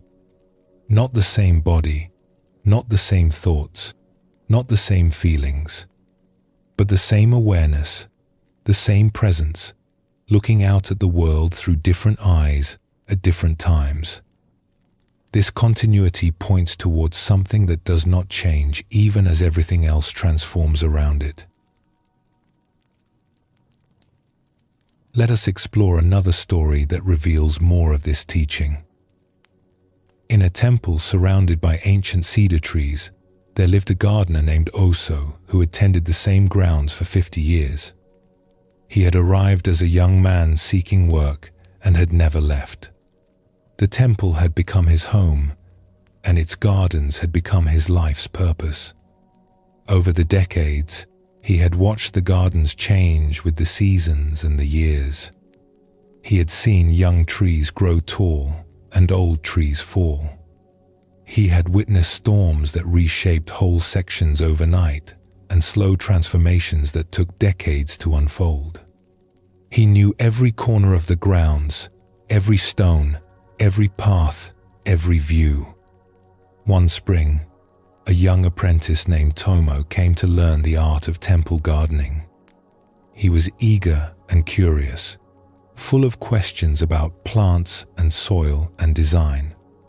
Oso took him on as a student, teaching him the practical skills of the work. Tomo reminded Oso of himself at that age, though he would never have said so aloud.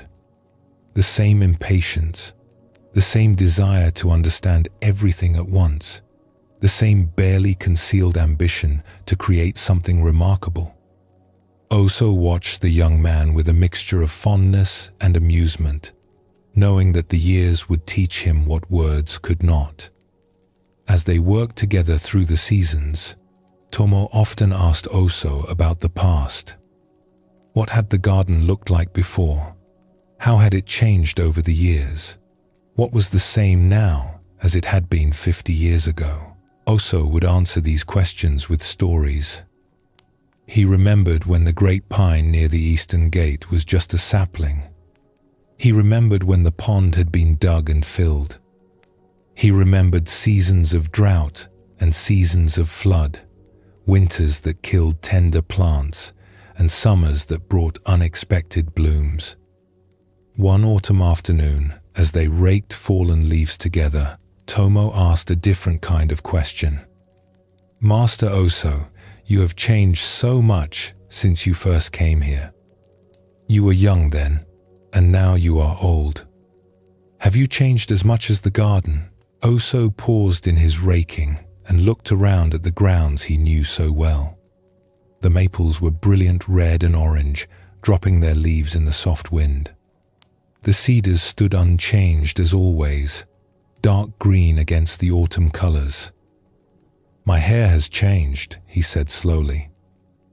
"It was black once, and now it is white. My strength has changed. I could work all day without rest, and now I must pace myself carefully. My thoughts have changed too. The young man who came here was full of ambition and impatience. He is gone now. He resumed raking, the leaves gathering in neat piles. But there is something that has not changed. Something that watched the young man work and watches this old man work. I cannot describe it exactly, but I know it is there. The seasons pass through it like wind through an open window. It sees the changes but does not change with them. Tomo stopped raking and looked at his teacher. How do you know it has not changed? Oso considered this. When I remember myself as a young man, I am not remembering a stranger. There is a recognition, a continuity. The one who is remembering is somehow the same one who lived those memories. If everything had changed completely, there would be no connection. The past would belong to someone else entirely. He leaned on his rake and looked up at the cedars. These trees are different every year. They grow new needles. They drop old ones. Their branches reach higher. But there is something about a cedar that remains cedar. Year after year, century after century. Something essential that does not change even as the tree transforms. And we are like the trees? In a way, we grow and change and age. But there is something in us that remains. Something that was there in our first moments and will be there in our last. I cannot point to it or describe it, but after 50 years in this garden, I have come to trust it. It is more truly me than my hair or my strength or my thoughts. Those are like the leaves that change color and fall. But there is something that watches the leaves fall season after season, and that something does not fall with them. Tomo returned to his raking, but the conversation stayed with him. Over the following years, as he learned the ways of the garden, he also began to notice what Oso had described. The changes were constant, in the garden and in himself. But there was something steady beneath the changes, a quiet awareness that witnessed the seasons without being swept away by them. When Oso finally passed away, many years later, Tomo was the one who tended his grave in a quiet corner of the garden. He remembered their conversation about change and continuity, about the something that remains while everything else transforms. He understood now what Oso had meant. The old gardener's body had returned to the earth, but the awareness that had looked out from his eyes, that had witnessed 50 years of seasons, that was something else entirely. It did not belong to the grave. Buddhism shows us that impermanence is the nature of all conditioned things. Bodies age, thoughts pass, feelings fade. Nothing that can be seen or touched or measured remains the same for long. This is not a tragedy, but simply the way things are, the endless flow of arising and passing that characterizes all experience. But the Buddha also pointed towards something that witnesses this flow without being carried away by it. Awareness itself does not age the way the body ages. It does not come and go the way thoughts and feelings come and go. It is more like the sky through which clouds pass, unchanged by the weather it holds. The original face is this unchanging awareness. It was present when we were children, looking out at a world full of mystery. It is present now, looking out at a world we think we understand. It will be present tomorrow, whatever that brings. The contents of experience keep changing, but the awareness that holds them remains the same. Oso understood this through his years in the garden. He watched everything change, including himself, and yet he sensed something that did not change with all the rest. This was not a comforting belief or a philosophical idea. It was something he noticed directly, something he came to trust through decades of careful attention. Let us explore one more story that shows this teaching from another perspective. In a village beside a wide, slow river, there lived a woman named Mina who had worked as a ferry operator for 30 years. Each day, she rowed passengers across the water, from one side to the other, back and forth, from dawn until dusk. The river was always moving. Its currents shifted with the seasons, faster in spring when the snow melted, slower in the dry months of summer. Its color changed too, brown after heavy rains, clear and green in the calm periods. Some days it was smooth as glass, and other days the wind raised waves that made the crossing difficult. Mina knew the river in all its moods. She had learned to read its surface, to anticipate its currents, to work with its power rather than against it. Over 30 years, she had come to love its constant change, the way it was never quite the same 2 days in a row. One afternoon, a traveler boarded her ferry for the crossing. He was a middle-aged man with the look of someone who had been walking for many days. His clothes were dusty from the road, and there was a heaviness in his expression that suggested he carried more than just the pack on his back. As Mina rowed them across, he watched the water flowing past with great attention, as if searching for something in its movement. "This river," he said. "It is never the same, is it? The water we are floating on right now has never been here before and will never be here again." "That is true," Mina agreed. "I have been crossing this river for 30 years, and I have never crossed the same river twice. Every crossing is new, even though I have made this journey 10,000 times." The traveler nodded thoughtfully. "I have been thinking about change lately. How nothing stays the same, how everything passes. I lost my wife last winter, and since then I have been walking, trying to understand what remains when someone we love disappears. It makes me wonder what is real, if everything is constantly disappearing." Mina let the oars rest for a moment, allowing the ferry to drift with the current. She understood this kind of grief, this searching. She had felt it herself at different times in her life. "May I tell you what I have noticed after 30 years on this water? Please. The river is always changing, as you say. But there is also something that does not change. The riverbed, the banks, the shape of the valley that holds the water. The water flows through, but the river remains. Not the same water, but the same river." She took up the oars again and resumed rowing. "I think we are like that. So much of us changes. Our bodies, our thoughts, our feelings. These are like the water, always flowing, never the same. But there is something like the riverbed in us too. Something that holds the flow. Something that the changes pass through without changing." The traveler was quiet for a while, watching the water stream past the hull of the ferry. "How do you know this riverbed exists in us? How do you experience it?" Mina thought carefully before answering.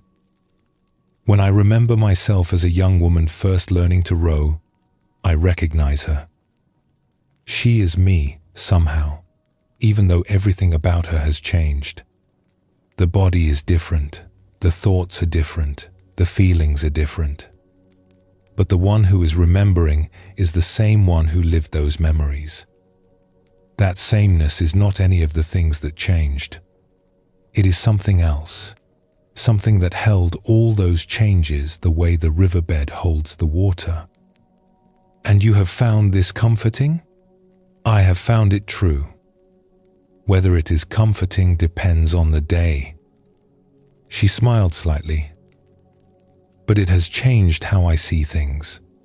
I no longer identify so strongly with the water. I used to think I was my body, my thoughts, my feelings. Now I see those as what flows through me, not what I am. What I am is more like the riverbed, quiet and still, holding whatever flows past. She paused, thinking of how to say what she had learned over so many crossings. When you lost your wife, much was lost. The water that was her life flowed away and cannot return. This is the truth of change, and it is painful. But the love you felt for her, the awareness that held your life together, that is not water. That is riverbed. It remains, even when the water changes. They reached the far bank, and the traveler stepped off the ferry. He paused before continuing his journey and looked back at Mina. "Thank you," he said. "I came looking for a way across the water. I think I found something more." Mina nodded and turned the ferry back toward the other shore.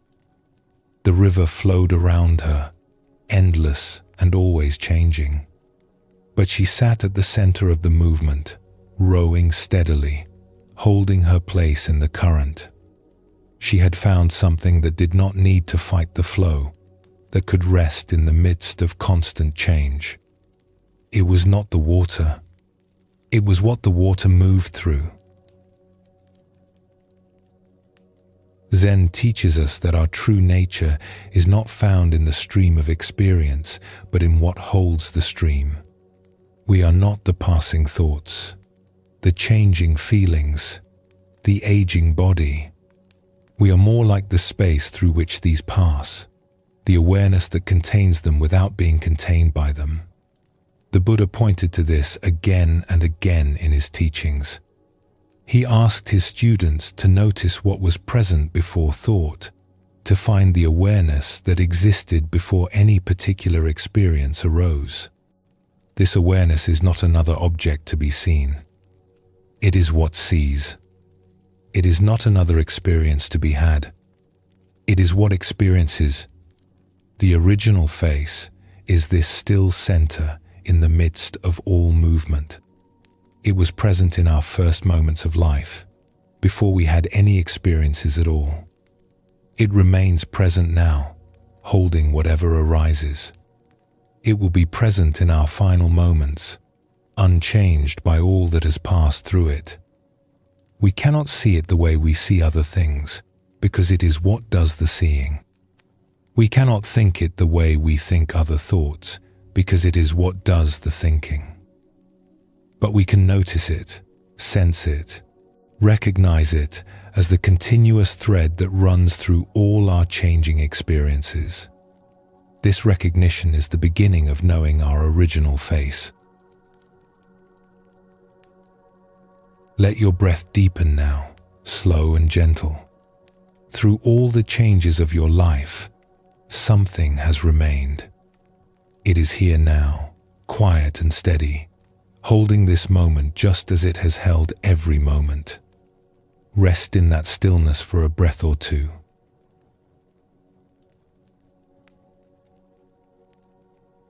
We all carry a story about who we are.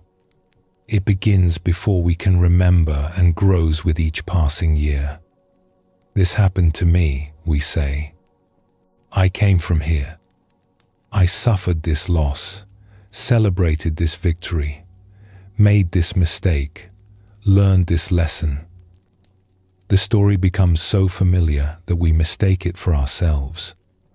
We believe we are the narrative we have constructed, the tale we tell about our lives. These stories serve an important purpose. They help us make sense of our experiences, connect with others, and understand our place in the world. Without some sense of our own history, we would be lost in each moment, unable to learn from the past or plan for the future. But Zen gently invites us to notice something important. Before any story began, something was already present. Before the first chapter was written, before the first event occurred that would become part of our narrative, we were already here. The one who would live the story existed before the story started. The original face is not found in our stories. It is what was present before there was anything to tell. It is the blank page before the first word was written, the silence before the first sound was made. Our stories are written upon it, but they do not create it. They express it, perhaps, but they do not define it. Tonight, we continue our exploration by looking at this relationship between who we are and the stories we tell about ourselves. The stories are meaningful and important, but they rest upon something that has no story at all. Let us explore a tale that shows how one woman began to see beyond her narrative. In a village surrounded by rice fields, there lived a woman named Pari who carried a heavy burden. 30 years ago, when she was young and thoughtless, she had done something that caused great harm to someone she loved. The details of what happened are not important. What matters is that the weight of it had never left her. She had apologized, of course, many times over the years. She had tried to make amends in whatever way she could. The person she had harmed had eventually forgiven her, had told her to let it go and move on. But Pari could not forgive herself. The story of what she had done had become the defining chapter of her life, the lens through which she saw everything else. When she looked in the mirror, she saw someone who had caused harm. When she met new people, she wondered if they could sense the darkness in her past. When good things happened to her, she felt she did not deserve them. The story of her mistake had become her identity, a weight she carried every moment of every day. She had tried to escape it in various ways over the years. She had moved to different villages, hoping distance would help. She had thrown herself into work, hoping busyness would quiet the voice in her head. She had even visited healers and wise people, hoping someone could lift the burden from her shoulders. Nothing had worked. The story remained as heavy as ever. One autumn, she heard about an elderly monk named Gensho, who lived in a small hermitage in the hills above the village.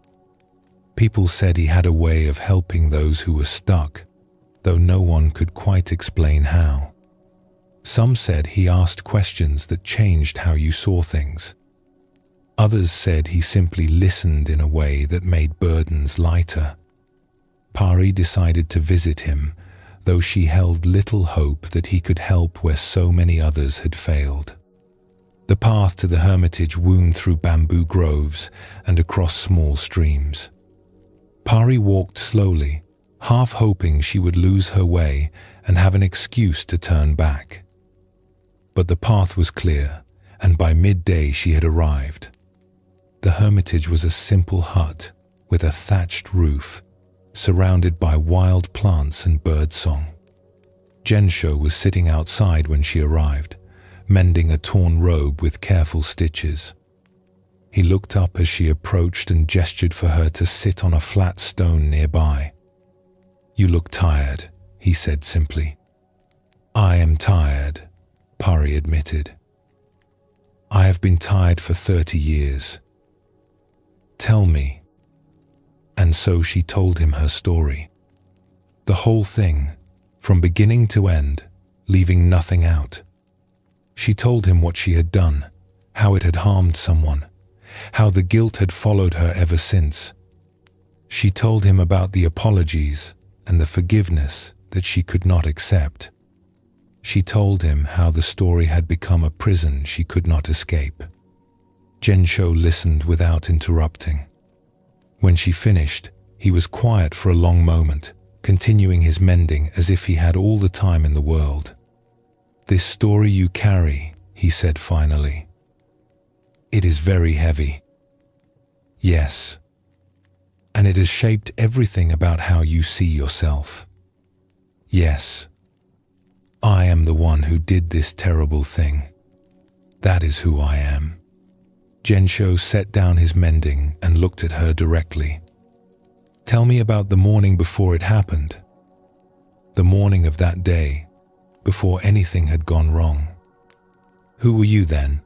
Pari was confused by the question. I do not understand. You woke up that morning, yes? You opened your eyes, you breathed, you began your day. At that moment, before the events of the day unfolded, who were you? Were you already the person who carries this weight? Pari thought back, trying to remember that distant morning. She had woken in her small room, she recalled, with sunlight coming through the window. She had felt ordinary, unremarkable. She had no idea what the day would bring. She was just herself, moving into another day. I was just me, she said slowly. I did not know what was going to happen. I was not yet the person who had done this thing. And the day before that, and the week before, and the year before, all those days when you were simply yourself, before this story began, Pari felt something shifting in her chest, a loosening she had not expected. She had been so focused on the story of her mistake that she had forgotten there was ever a time before it. She had existed for years before that day, had been a complete person, had lived and breathed and experienced the world. That person had not been defined by what was to come. I was whole then, she said quietly. Before the story began, I was whole. And what happened to that wholeness? Did the events of that day destroy it? I thought they did. I thought they changed me forever, made me into something damaged. Gensho picked up his mending again, his fingers moving with patient skill. The events of that day added a chapter to your story. A painful chapter, one that brought suffering to you and to another. I do not dismiss that suffering, but I want you to see something important. The one who lived that chapter was there before the chapter began. She was there after it ended. She is here now, sitting with me, still whole beneath all the stories she carries.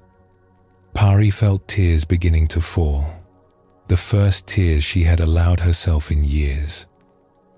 But I did this thing. It happened. It is part of who I am. It is part of your story, yes. But are you your story? Or are you the one to whom the story happened? Gensho paused, letting the question settle. Before there was anything to tell about you, you were already here. Before the first event of your life, you existed. That existence was complete in itself, needing no story to justify it. The stories came later, piling up year after year. But they were written upon something that was already present. That something is still here.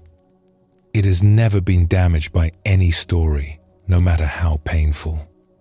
Pari sat with this for a long time as the afternoon shadows lengthened around them. She thought about all the years she had spent identified with her mistake, believing that single chapter was the whole book. She had forgotten that she existed before the chapter began.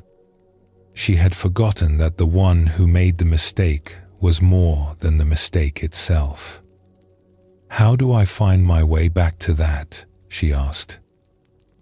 To the wholeness that was there before? You do not need to find your way back. You never left. You have simply been so focused on one chapter that you forgot the rest of the book. And more than that, you forgot the one who is reading the book, the awareness that holds all the chapters without being any particular chapter. He tied off the last stitch in his robe and held it up to examine his work. Your story is not who you are. It is something that happened to who you are. The original face was present before your story began, and it remains present now. It has witnessed every chapter, including the painful ones, without being defined by any of them. Pari did not leave the hermitage that day with her burden completely lifted. 30 years of carrying a story could not be undone in a single conversation. But something had cracked open in her. She had glimpsed the possibility that she was more than her worst moment, more than her most painful chapter. There was ground beneath her story, and that ground was not damaged by anything written upon it. Zen teaches us that our stories, no matter how true, are not the final word about who we are. We live through events, we suffer and celebrate, we make mistakes and sometimes find redemption. All of this becomes the narrative of our lives, the tale we tell ourselves and others about who we are and how we came to be. But the Buddha pointed to something beneath all narratives. Before any story begins, awareness is present. Before the first word is written, the page exists. Our stories are important, but they are written upon something that has no story of its own. This blank page, this silent awareness, is closer to our original face than any chapter we have lived. Pari had spent 30 years believing she was her mistake. She had collapsed her entire identity into a single painful chapter. What Gensho helped her see was that the chapter, painful as it was, did not erase what was there before it began. The wholeness she remembered from before the story started had never actually disappeared. It had simply been obscured by her focus on the narrative. We can notice this in our own experience. Our stories feel so solid, so defining. But there was a time before each story began, a time when we simply existed without that particular narrative. And there will be a time after each story has become just a memory. What remains through all this is not another story. It is the presence in which stories arise and pass away. Let us explore another story that reveals more of this teaching. In a town known for its scholars and scribes, there lived a historian named Tam who had devoted his life to preserving the stories of his people. For 40 years, he had collected tales from the elderly, transcribed documents from crumbling archives, and written detailed accounts of events that might otherwise be forgotten. His work filled an entire building, shelves upon shelves of carefully recorded history. Tam believed deeply in the importance of stories. Stories were how people understood themselves, he often said. Without stories, we would be lost, disconnected from our past, unable to make sense of our present. He had built his entire life around this belief, sacrificing comfort and ease to ensure that the stories of his community would survive. One dry summer, a fire broke out in the building where Tam kept his life's work. The flames spread quickly through the old wooden structure, feeding on decades of dry paper and parchment. Villagers came running with buckets of water, but the fire was already too strong. By the time the flames were controlled, most of his collection had been destroyed. 40 years of careful preservation, thousands of stories gathered and recorded, all reduced to ash and smoke. Tam stood in the ruins as the sun set, unable to move or speak. The smell of burned paper hung in the air. Fragments of pages, their edges blackened and curled, drifted in the evening breeze. Everything he had worked for was gone. The stories he had devoted his life to saving had vanished in a single afternoon. He felt as if he himself had burned along with them, as if his very existence had been called into question. A young student named Lun found him there as darkness fell. She had studied with Tam for several years and knew how much the collection had meant to him. She sat down beside him in the ashes, not knowing what to say. They sat together in silence for a long while. Finally, Tam spoke, his voice hollow and distant. "The stories are gone. 40 years of work. Gone. I know. I am so sorry. I thought I was preserving something that mattered. I thought I was keeping the past alive. Now there is nothing." Lun was quiet for a moment, then said something that surprised even herself. "Master Tam, the people who told you those stories, are they less real because the records burned? Is my grandmother less my grandmother because the document you wrote about her family no longer exists?" Tam looked at her, not understanding at first. "The village is still here," Lun continued gently. "The people are still here. Their lives are still being lived, their stories still unfolding. Your records describe those lives, but they were not the lives themselves. The map is not the territory. The story about something is not the something itself." Tam looked around at the ruins, then out at the village beyond, where lights were beginning to appear in windows as evening settled. The people were there, going about their lives, undiminished by the loss of the documents that described them. The fire had destroyed paper and ink, but it had not touched the living reality those papers had attempted to capture. "I confused the record with the thing recorded," he said slowly. "I thought the stories were what mattered most. But the stories were just reflections of something more real. And that something is still here. It does not depend on being written down. My grandmother existed fully before you ever recorded her history. She exists fully now, even though the record is gone. The writing pointed toward her, but it was never her." Tam sat with this as the night deepened. He thought about all the stories he had collected, all the careful documentation. It had been valuable work, and its loss was real. But Lun was right. The stories had always been secondary to the lives they described. The map had always been secondary to the territory. And more than that, he realized something about himself.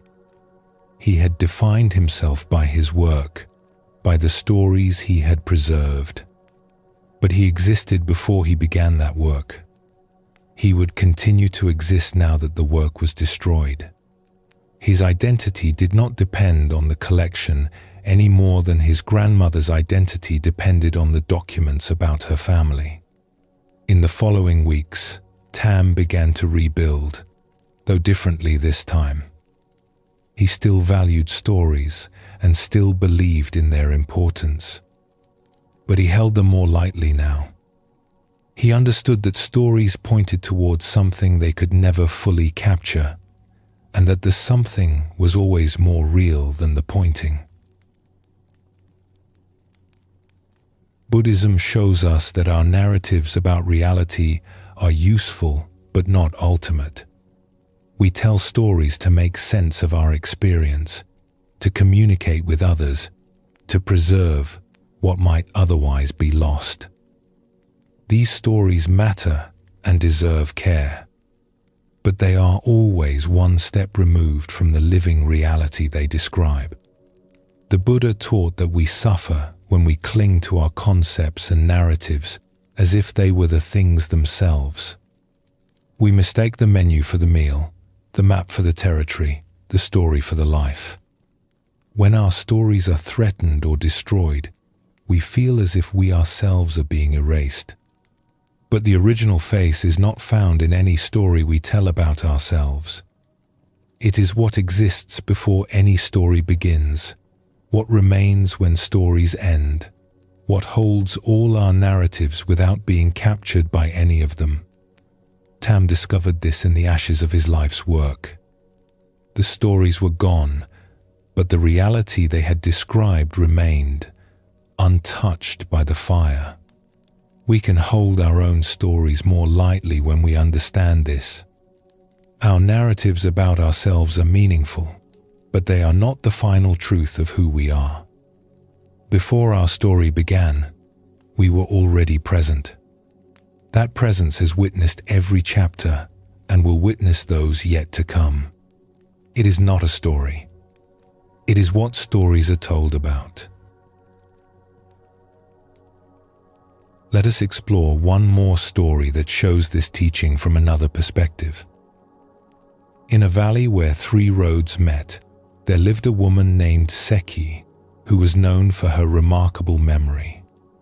She could recall conversations from decades ago, remember the exact words people had spoken, describe events from her childhood as if they had happened yesterday. People came to her when they needed to settle disputes about what had been said or agreed upon, trusting her memory more than their own. Seki had always taken pride in this ability.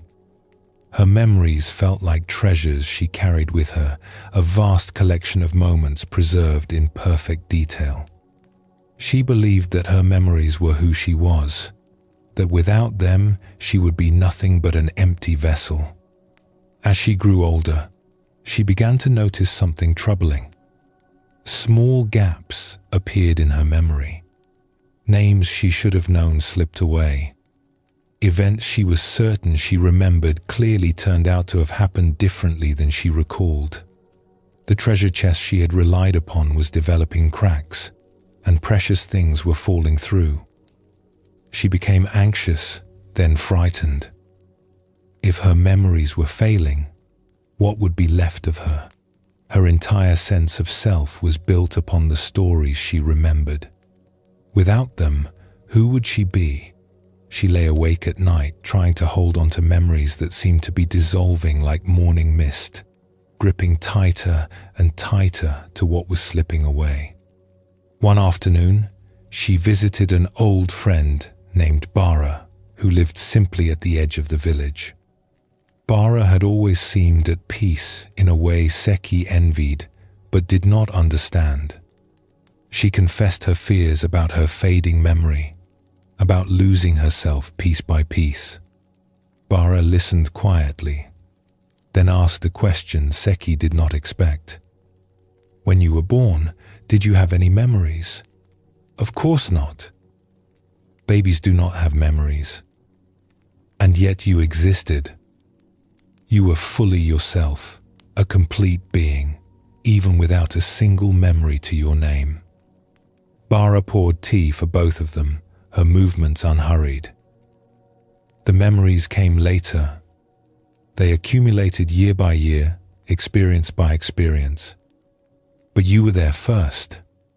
The memories were added to you. You were not built from them. Seki considered this. She had never thought of it that way. She had always assumed that she was her memories, that the accumulation of stored experiences was what made her who she was. "Think of it this way," Bara continued. "Every night when you sleep, your memories become unavailable to you. During deep sleep, you have no access to your stories, no sense of your history. Are you gone during those hours? Do you cease to exist? No. I am still there. I wake up in the morning." Exactly. Something persists even when the memories are not available. Something is there before the memories return. That something is not made of memories. It is what has memories, what holds them, what witnesses them come and go. She sipped her tea calmly. "Your memories are precious. I do not dismiss their value. But they are like clothes you wear, not the body beneath. If some clothes wear out and must be set aside, you are not diminished. The body remains. The one who wore the clothes remains." Seki felt something releasing in her chest, a tension she had carried for months. So if I lose memories, I am not losing myself? You are losing stories about yourself. That is sad, and it is worth grieving. But the self that lived those stories is not contained in the stories. It was there before the stories began. It will be there when the stories fade. It is the original face that exists before and after any narrative, unchanged by what it holds. Seki walked home slowly that evening, feeling different than when she had set out. Her memory would continue to fade, she knew. More gaps would appear, more treasures would slip away. But she no longer felt that she was disappearing along with them. Something would remain, something that had been there before the first memory was formed.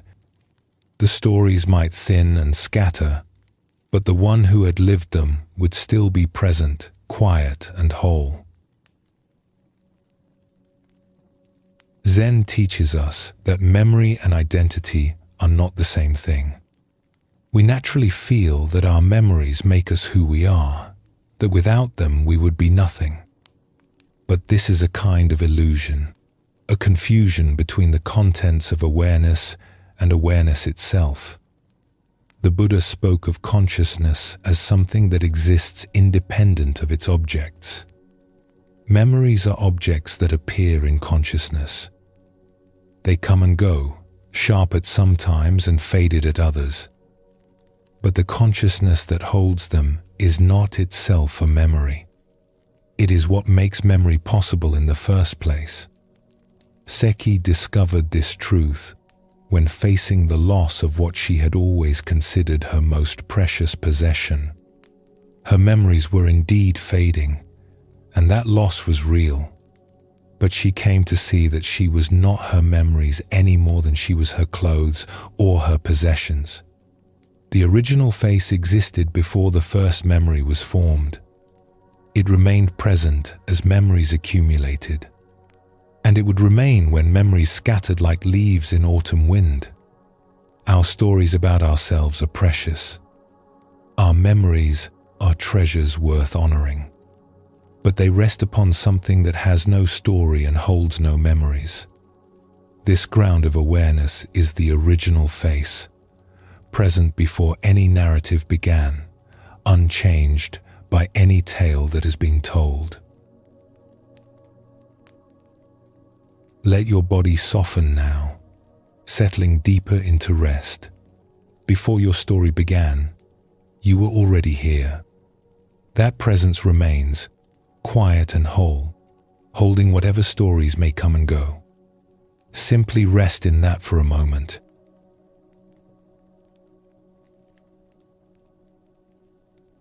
When we ask a question, we usually want an answer. We ask because we do not know something, and we expect the question to lead us toward knowing. This is how questions work in daily life. Where did I put my keys? What time does the market close? How do I solve this problem? Each question points toward information we need, and when we find that information, the question dissolves. We have our answer, and we move on. But there is another kind of question, one that works very differently. These are questions that cannot be answered in the usual way. They do not lead to information that can be stated and stored. Instead, they open something in us. They point not toward facts, but toward direct experience.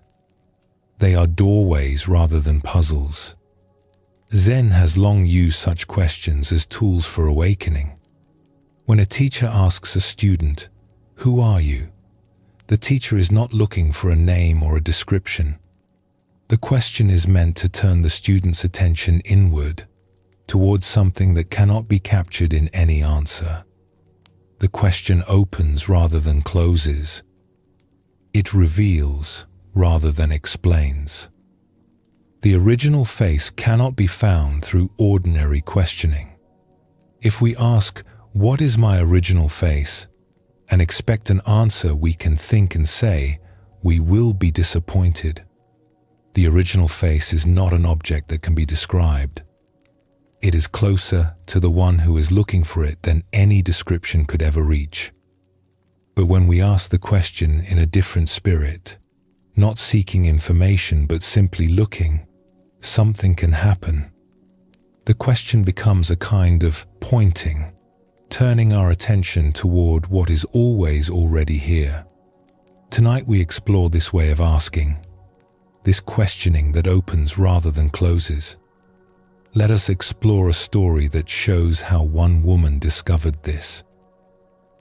In a town where scholars gathered to study and debate, there lived a young woman named Ray who had devoted herself to understanding the nature of the mind.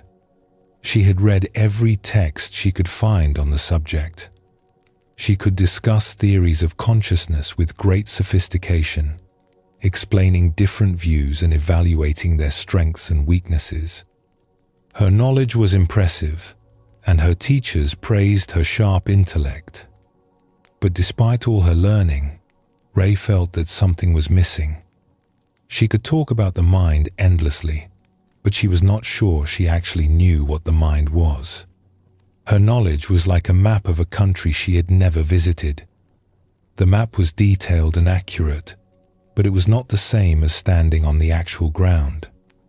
One afternoon, she decided to take a walk in the countryside to clear her head.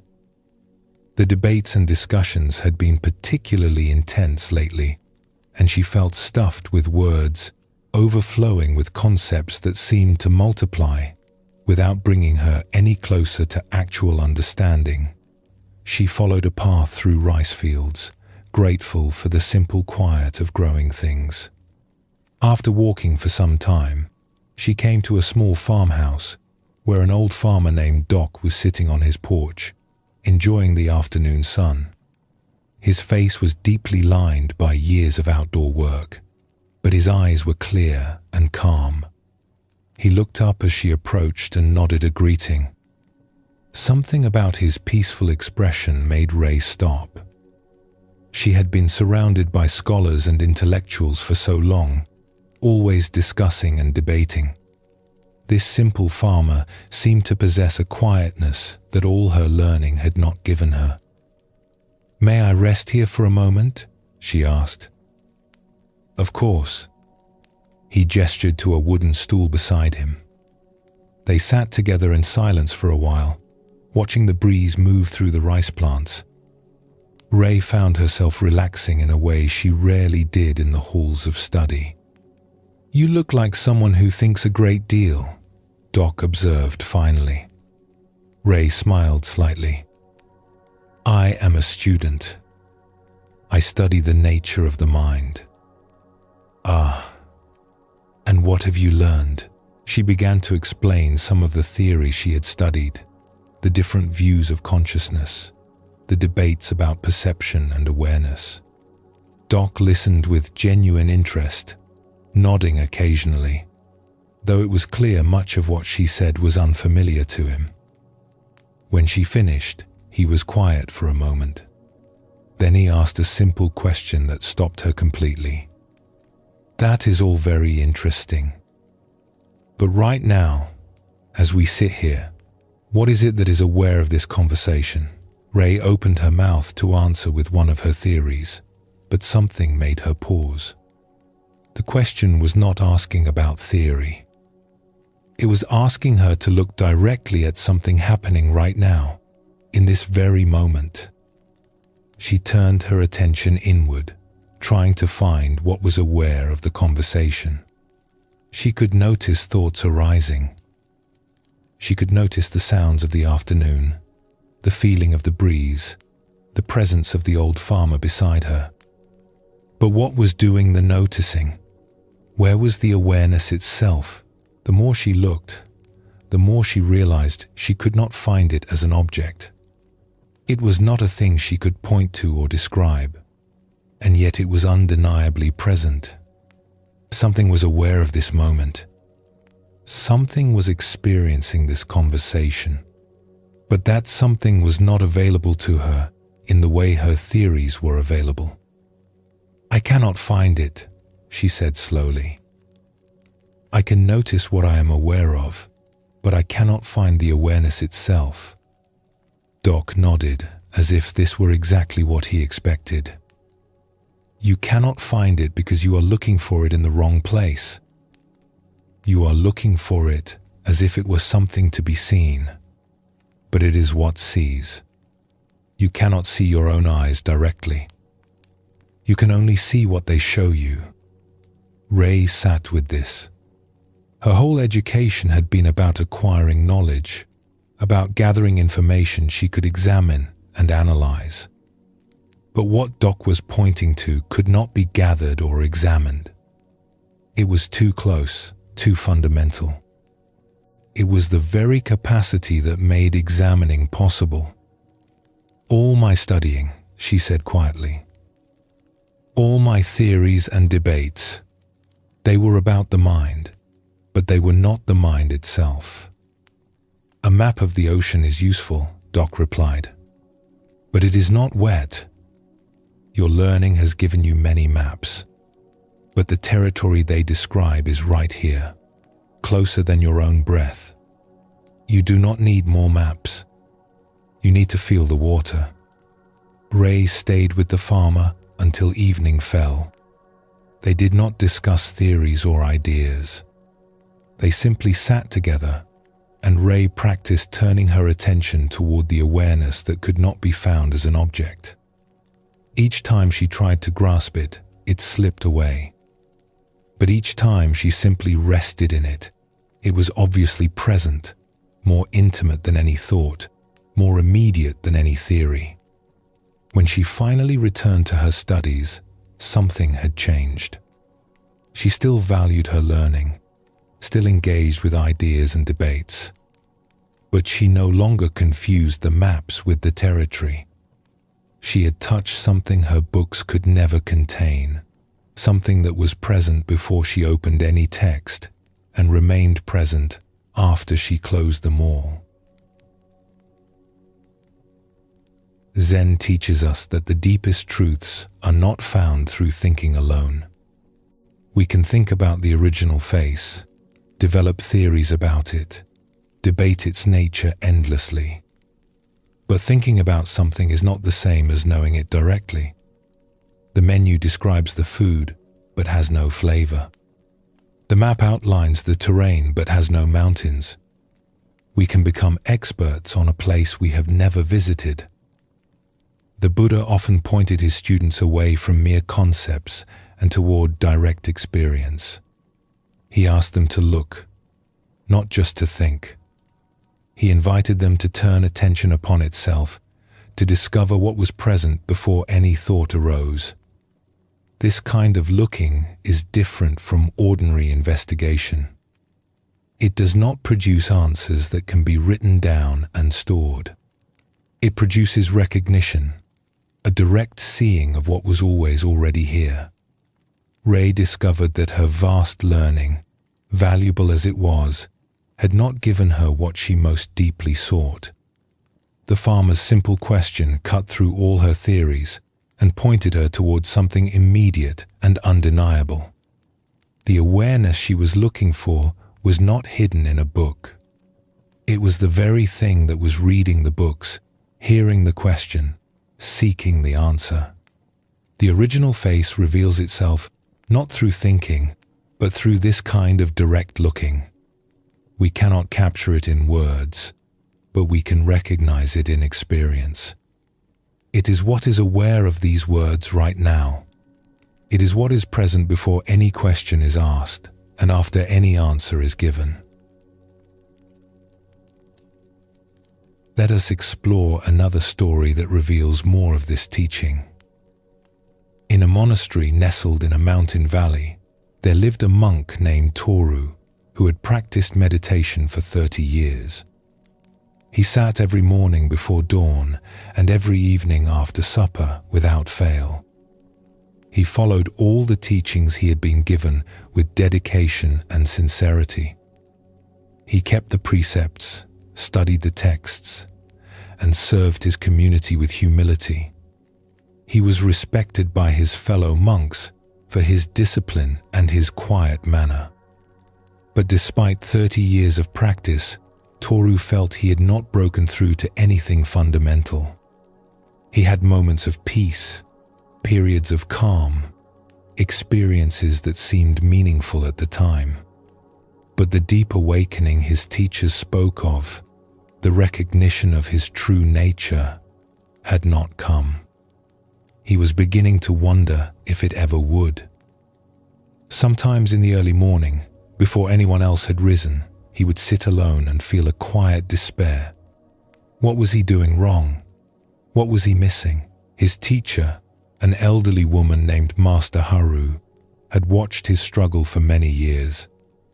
She knew that Toru was sincere, that he practiced diligently, that he genuinely sought the truth. But she also saw that something was blocking him, some subtle misunderstanding that kept him circling without arriving. One afternoon, she called him to her room for tea. They sat together in comfortable silence as she poured with careful attention. Then she spoke. "Toru, you have practiced for 30 years. What are you looking for?" "I am looking for my true nature, for awakening, for the original face the teachings speak of." "And in 30 years have you found it?"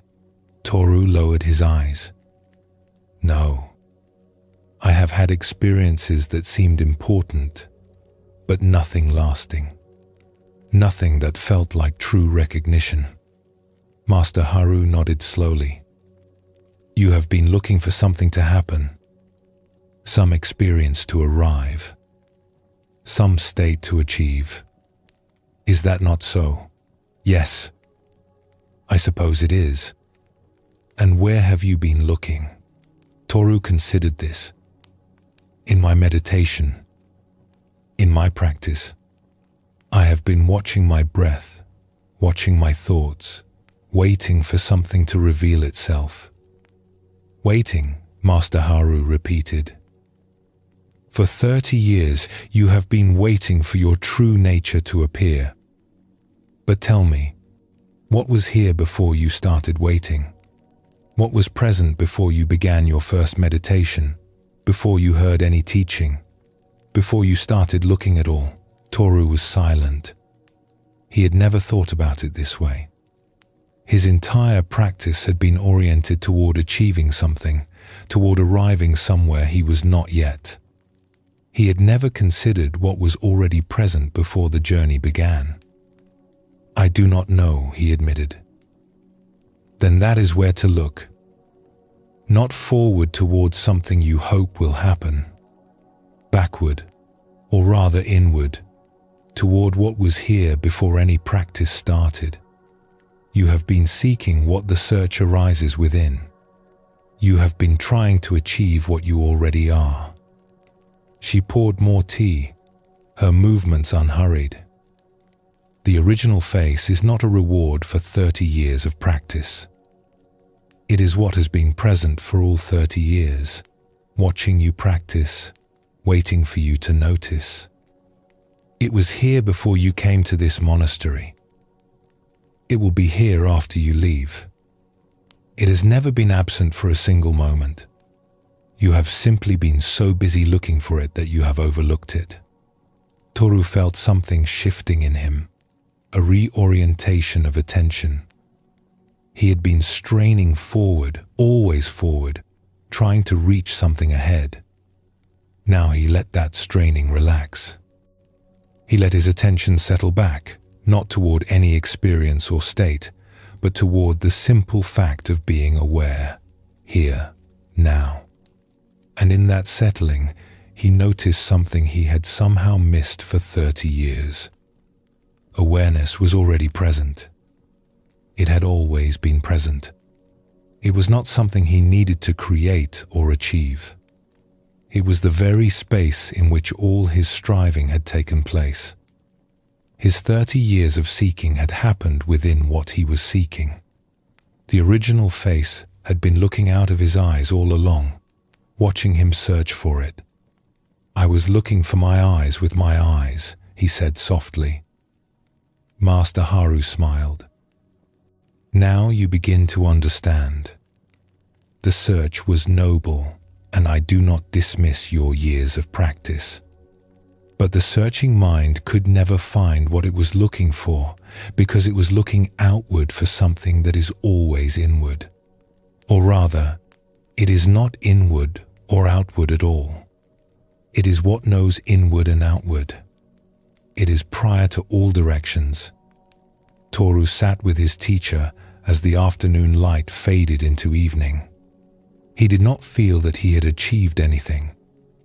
He felt, instead, that he had stopped achieving. He had stopped reaching for something ahead and had simply recognized what was already here.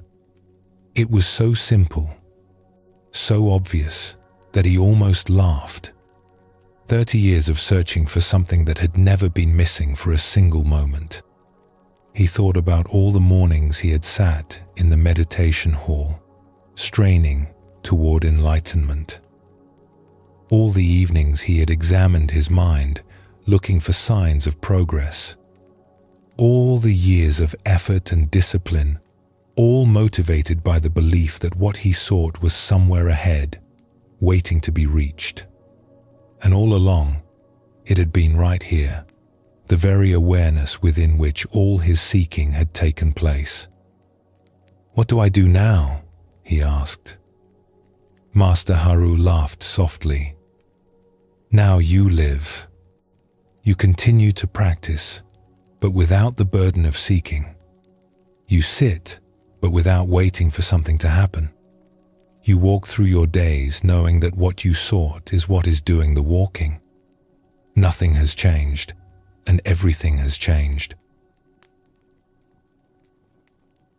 Buddhism shows us that what we seek is not separate from what is seeking. The awareness that looks for the original face is itself an expression of the original face. The one who asks, "Who am I?" is closer to the answer than any answer could ever be. The Buddha spoke of the mind turning to see itself, a kind of recognition rather than acquisition.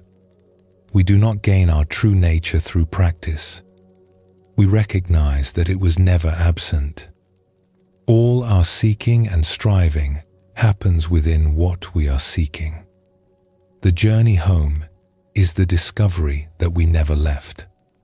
Toru spent 30 years looking in the wrong direction.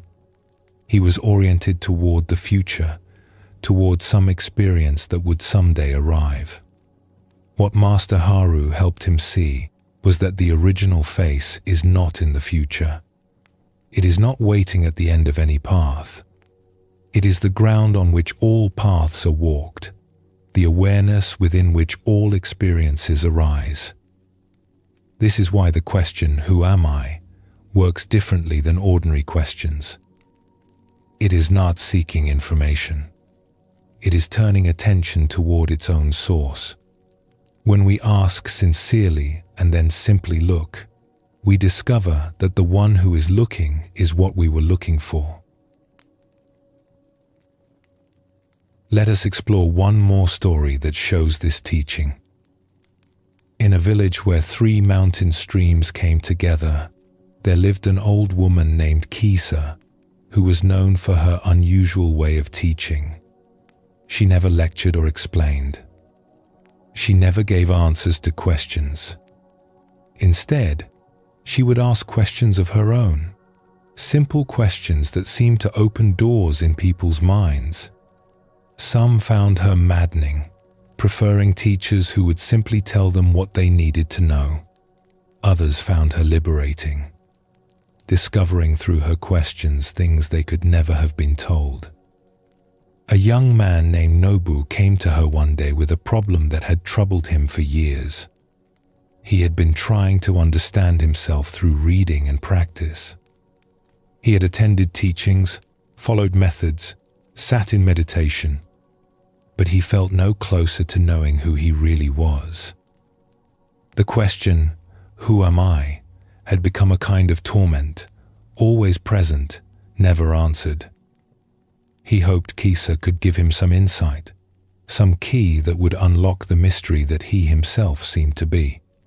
Kisa was sitting by the stream when he arrived, watching the water flow over smooth stones. She did not look up as he approached, but gestured for him to sit beside her. "I have come to ask you a question," Nobu said. "Ask." "Who am I? I have been trying to understand this for years, but I cannot find the answer." Kisa was silent for a long moment, watching the water. Then she said, "That is a good question. But I have a question for you first." "Who is asking?" Nobu was confused. "I am asking." Nobu is asking. Nobu is a name. Names are given to things so we can talk about them. But I am not asking for a name. I am asking, who is the one using that name? Who is the one who wants to know who he is? Nobu tried to answer, but everything he could say felt like another label, another description. He was a man, a seeker, a student, a person from this village. But none of these descriptions felt like they touched what Kisa was asking about. "I do not know how to answer," he admitted. "Good. Now we are getting somewhere." Kisa turned to look at him directly. "You have been looking for who you are, as if you were looking for an object you had lost. You search your pockets, you look under furniture, you ask others if they have seen it. But what you are looking for is not an object. It is what is doing the looking." She pointed at the stream. "Can the water see itself flow? Can the eye see itself directly? You are trying to make yourself into an object you can examine. But you are not an object. You are the examining itself." Nobu stared at the stream, watching the water move endlessly over the stones. He had never considered this before. He had always assumed that if he looked hard enough, long enough, he would find himself the way he might find anything else. But what Kisa was pointing to was different. The one doing the looking could never be found as a thing being looked at. "Then how will I ever know who I am?" Kisa smiled gently. "You already know. You have always known. But you keep looking for the knowing as if it was something other than what is already happening. Right now, you are aware. You do not need to search for that awareness. It is already here. It is what is hearing my words, feeling the breeze, watching the water. That awareness is not Nobu. It is what Nobu arises within. It is the original face, present before any name was given, unchanged by any experience." She turned back to the water. "Stop looking for yourself as if you were lost. You are the one who would do the finding. Rest in that, and the question dissolves. Not because you find an answer, but because you recognize that what you were looking for was doing the looking all along." Nobu sat by the stream with Kisa for a long time that afternoon. He did not try to understand what she had said with his thinking mind. He simply let her words point him towards something more immediate. The awareness that was present right now. The knowing that was already happening. The presence that had been here before he asked any question at all. The stream continued to flow, endless and unhurried. The afternoon light softened as the sun moved lower in the sky. Birds called from the trees along the bank. And through it all, something was aware, something was present, something that had never needed to be found because it had never been lost. In that simple sitting, something shifted. Not dramatically, not with fireworks or special experiences. Just a quiet recognition that what he had been seeking was not somewhere else. It was here. It had always been here. The search had been happening within what he was searching for. The one who wanted to find himself was the very self he wanted to find. When Nobu finally rose to leave, he bowed deeply to Kisa. She nodded and turned back to the stream as if nothing remarkable had happened. And perhaps nothing had, except that a young man had stopped looking outside for what could only be found within, had stopped seeking ahead for what was already present, had stopped trying to become what he already was. Zen teaches us that the original face is not found at the end of a search. It is recognized as what was present before the search began. The question, "Who am I?" is most powerful not when it leads to an answer, but when it turns attention toward the one who is asking. The Buddha did not teach people to find new things. He taught them to recognize what they had overlooked.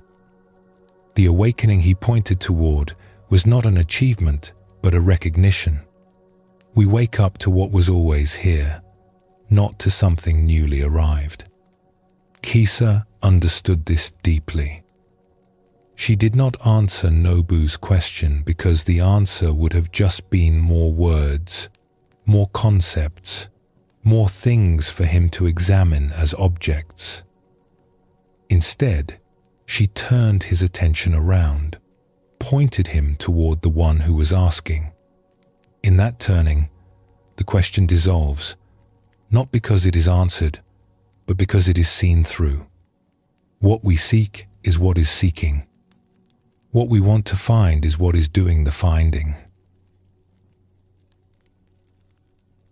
Let your breath settle into its natural rhythm now.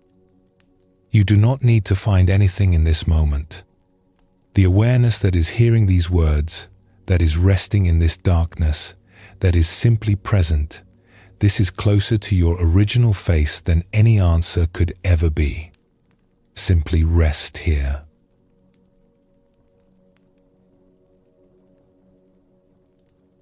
We have traveled far together tonight, exploring the teaching of the original face from many directions.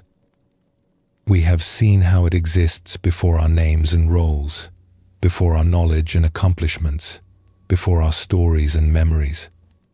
We have noticed the unchanging awareness that witnesses all the changes of our lives. We have discovered that the deepest questions open us rather than lead us to answers. Now we come to something simple and profound. The original face is not something we need to find. It is not waiting for us at the end of a journey. It is not hidden in some distant place we have not yet reached. It is here, now, closer than our own breath. It has been here all along. The search for who we truly are is perhaps the strangest search of all. We look everywhere for something that is doing the looking. We travel far to discover where we have always been. We work hard to achieve what we already are. The journey home is the recognition that we never left. This is not just a poetic way of speaking. It points to something we can notice directly. Right now, awareness is present. Right now, something is experiencing this moment. That something did not arrive recently and will not depart soon. It has been the constant companion of every moment of our lives, so familiar that we overlooked it, so close that we could not see it. Tonight we complete our exploration by resting in this recognition, not striving for anything new, not seeking what is not here, but simply noticing what has always been present. The original face greets us when we finally stop running toward it and simply turn around. Let us explore a story that shows how one man came to this recognition. In a land of wide plains and distant mountains, there lived a man named Koto, who had spent 20 years searching for truth. As a young man, he had felt a deep calling, a sense that something important was waiting to be discovered. He left his home and family and set out to find it. He traveled to many places. He sat at the feet of famous teachers and learned their methods. He crossed vast territories to study with masters who were spoken of in whispers. He practiced disciplines that promised transformation, sitting for hours in meditation, following strict regimens that were supposed to purify the mind. He read texts that claimed to hold the secrets of existence, ancient manuscripts that had been copied and preserved for generations. Some of what he found was valuable. He learned to quiet his mind, to see through certain illusions, to let go of attachments that had caused him pain. He had experiences that seemed meaningful at the time, glimpses of something vast and peaceful that would fade when he tried to hold on to them. But the deepest truth, the final recognition he sought, always seemed just out of reach. Each teacher pointed him toward the next. Each practice prepared him for something that never quite arrived. The goal was always ahead, never here. By the time 20 years had passed, Koto was tired. His hair had begun to gray, and his body no longer moved with the ease of youth. He had given everything to his search, and he was no longer sure it had been worth it. Perhaps there was no final truth. Perhaps the seeking itself was a kind of illusion. One autumn, he decided to return home. Not because he had found what he was looking for, but because he had nowhere else to go. The road back was long, and he walked it slowly, no longer in a hurry to arrive anywhere. When he finally reached his childhood village, he barely recognized it. New buildings had been built, and old ones had crumbled. The people had aged, and many he remembered had passed away. The Sakainj and Achen had ancient sens. The people had aged in the file. He found his way to the house where he had grown up, now just ruins overgrown with vines and wild grass. He sat down among the crumbling stones where he had once played as a child. Weeds grew through cracks in what had been the floor. The roof had long since fallen in. There was nothing left of the home he remembered except these broken remnants.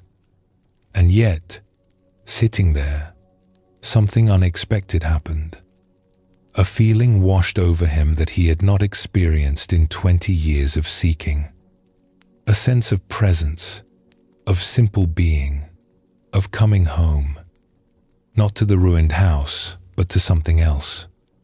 Something that had been here when he was a child, before he knew anything about spiritual paths or teachings or truth. He remembered himself as a boy, sitting in this very spot, watching clouds drift across the sky.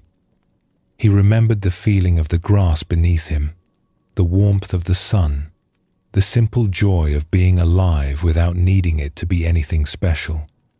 He had not been seeking anything then. He had simply been present, aware, alive. That presence had not required any teaching to exist. It had not needed any practice to sustain it. It had simply been here, natural and effortless, like breathing. And now, sitting in the ruins of that childhood home, he realized with a shock of recognition that it was still here. The same presence, the same simple awareness. It had not changed in all these years. It had not been improved by his practices or diminished by his failures. It had not grown wiser through his studies or weaker through his doubts. It had accompanied him through every moment of his search, so constant that he had overlooked it entirely, so close that he could not see it. He began to laugh quietly to himself. 20 years of traveling, seeking, striving, and what he had been looking for had never been somewhere else. It had been here all along, the very awareness that had done the searching. He had traveled the world looking for his own eyes. The ruins did not matter. The house could crumble completely, and what he had found would remain. Because what he had found was not in any place. It was what new places. It was not any experience. It was what experienced. It had been here before the house was built and was here after it had fallen. An old woman from the village found him sitting there as evening approached. She had known him as a child and recognized him despite the years. "You have returned," she said simply. "Yes." I searched everywhere for something I thought was missing, and I found it here, in these ruins, where I started. The old woman nodded, as if this made perfect sense. The longest journeys sometimes bring us back to where we began. But we see it differently when we return. I see that what I was looking for never left this place. Or rather, it never left me. I carried it with me through all my travels without knowing. The seeking was happening within what I sought. I just could not see it because I was looking outward for something that was always inward. Or rather, not inward or outward at all. Just here. Always here. He stayed in the village for the rest of his days. He did not become a teacher or gather students. He simply lived quietly, helping where he could, present to each moment as it came. When people asked about his years of searching, he would tell them honestly what he had found. I traveled far and learned many things. But the most important thing I discovered was that what I sought had never been missing. I was looking for home while standing in my own living room. The original face was looking out of my eyes the whole time, watching me search for it. Zen teaches us that awakening is not achievement, but recognition. We do not create our true nature through effort. We do not earn it through practice. We simply recognize what was always here, what we somehow overlooked while looking everywhere else. The Buddha spoke of the mind's natural clarity, its inherent wakefulness. This clarity is not produced by meditation or study. It is revealed when we stop obscuring it with our seeking and striving. The clouds part, and we see that the sun was shining all along. Koto discovered this in the ruins of his childhood home. 20 years of searching had brought him back to where he started, but now he could see what he had missed before. The presence that was here when he was a child had never left. It had accompanied him through all his journeys, so constant that he could not see it, so intimate that he did not recognize it. This is the great joke at the heart of the spiritual search. We look everywhere for what is doing the looking. We strive to become what we already are. We journey far to discover that we never left home. When we finally stop and simply notice, we find that what we sought was present all along, patiently waiting for us to stop running long enough to recognize it. Let us explore another story that reveals more of this teaching. In a village beside a quiet lake, there lived an elderly woman named Sen, who had spent her whole life feeling incomplete. Since childhood, she had carried a sense that she was not yet who she was supposed to be, that the real Sen was waiting somewhere ahead, a better version she had not yet become. This feeling had driven her through the years. She had worked hard to improve herself, to develop her character, to become worthy of respect and love. She had raised children with devoted care, served her community with generosity, tried to live according to her highest values. She had apologized for her mistakes, tried to learn from her failures, always striving to grow into the person she felt she should be. And yet the sense of incompleteness never left. No matter what she accomplished, no matter how she grew, she still felt she had not arrived at her true self. There was always some gap between who she was and who she should be. The finish line kept moving ahead of her, no matter how fast she ran. Now she was old, her hair white, her body slowing with age. She had less time ahead of her than behind, and the incompleteness she had carried all her life had become a quiet ache. Would she ever become who she was meant to be? Or would she die still waiting, still not quite ready, still not quite herself? The question haunted her quiet moments, a sadness she had never been able to resolve. One afternoon, her granddaughter Amy came to visit. Amy was only 5 years old, still new to the world, full of wonder at everything she encountered. She climbed into Sen's lap the way she always did and looked at her grandmother's face with simple attention. Children look differently than adults. They have not yet learned to see through the filters of judgment and expectation. They simply see what is there, without adding or subtracting anything. Amy looked at Sen for a long moment. Then she said, "I see you, grandmother." Something about these simple words reached Sen in a place nothing had touched before. I see you. Not the improved version she was trying to become. Not the ideal she had always fallen short of. Just her, as she was. Right now, Sen felt tears beginning to fall, though she was not sad. Something was releasing. Some knot that had been tied for as long as she could remember. "What do you see?" she asked her granddaughter. Amy considered this seriously, the way children do. "I see your eyes. They are kind. I see your hands. They are soft. I see you, grandmother. You are here. You are here." Such simple words, and yet they unlocked something Sen had been unable to reach on her own. She realized, sitting there with her granddaughter's warm weight in her lap, that she had been waiting her whole life for permission to be herself. She had been waiting to become good enough, complete enough, worthy enough. But the self she had been waiting to become was already here. It had always been here. There was no improved version waiting in the future. There was only this woman, this moment, this presence that a child could see so clearly.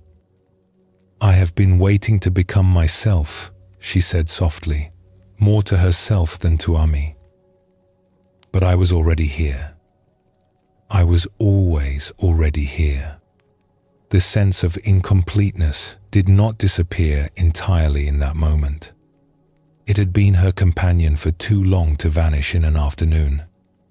But something had shifted at its root. She had glimpsed the truth that her granddaughter saw so naturally. The original face does not need to be improved or completed. It does not need to become anything other than what it is. It is already whole, already enough, already home. In the months that followed, Sen found herself returning to that moment again and again. Whenever the old feeling of incompleteness arose, she would remember Amy's simple words. "I see you. You are here." She would let herself rest in the presence that needed no improvement, the self that was already whole. She had spent her whole life running toward a better version of herself. Now she was learning to stop running and simply be where she was. The original face had been waiting for her, not ahead in some imagined future, but right here, in this moment, in this body, in this life. It had been waiting with infinite patience for her to stop striving long enough to notice. Buddhism shows us that our true nature is not something we create through effort. We cannot manufacture the original face through self-improvement. We cannot earn it through achievement. We cannot become worthy of it through striving. It is not waiting for us at the end of any path. It is the ground on which we stand right now, the awareness in which all our striving happens. The Buddha taught that we suffer because we are always reaching for something else, always trying to become something other than what we are. We believe that happiness is in the next moment, the next accomplishment, the next version of ourselves. We run toward a future that keeps receding, never arriving at a present that is always here. But happiness, like our true nature, is only ever available now. It is only ever found here, in this moment, in this breath. Sen discovered this through her granddaughter's innocent eyes. The child saw what Sen had been unable to see in herself for 80 years. Not someone incomplete, not someone who needed to become better, but simply a person who was here, present, whole. The original face does not need our improvements. It needs only our recognition.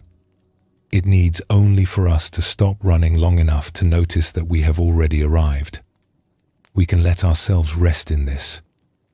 The striving can soften. The reaching can ease. What we are looking for is not ahead of us. It is what is looking. It is not something we will become. It is what we have always been. Coming home to the original face is simply stopping long enough to notice that we are already here. We have journeyed together tonight through the teaching of the original face. We have explored who we are beneath the names we carry, beneath the knowledge we have gathered, beneath the things we have created, and the stories we have told. We have seen that something was present before any of these layers were added. Before we learned our names, before we formed our first memory, before anyone told us who we should become, we were already here. That original presence has never left us. It has witnessed every moment of our lives without being changed by any of them. The original face is not distant or difficult to find. It is closer than our own breath, more intimate than our own thoughts. It is what is aware of these words right now. It is what has been listening all evening. We do not need to seek it, because it is what does the seeking. We do not need to become it, because it is what we already are. Tonight, as you rest, there is nothing more to figure out and nothing more to achieve. The layers can soften. The roles can fall away. The stories can quiet. What remains needs nothing added to it. It has been whole since before the beginning of your life. It will remain whole after everything else has changed. You do not need to remember these teachings. You do not need to hold on to anything from this evening. The original face cannot be forgotten because it is not a memory. It is what remembers. It is what rests. It is what wakes again tomorrow. Simply let yourself be held by what has always been here. Sleep well, and thank you for joining us here at Sleepy Monk.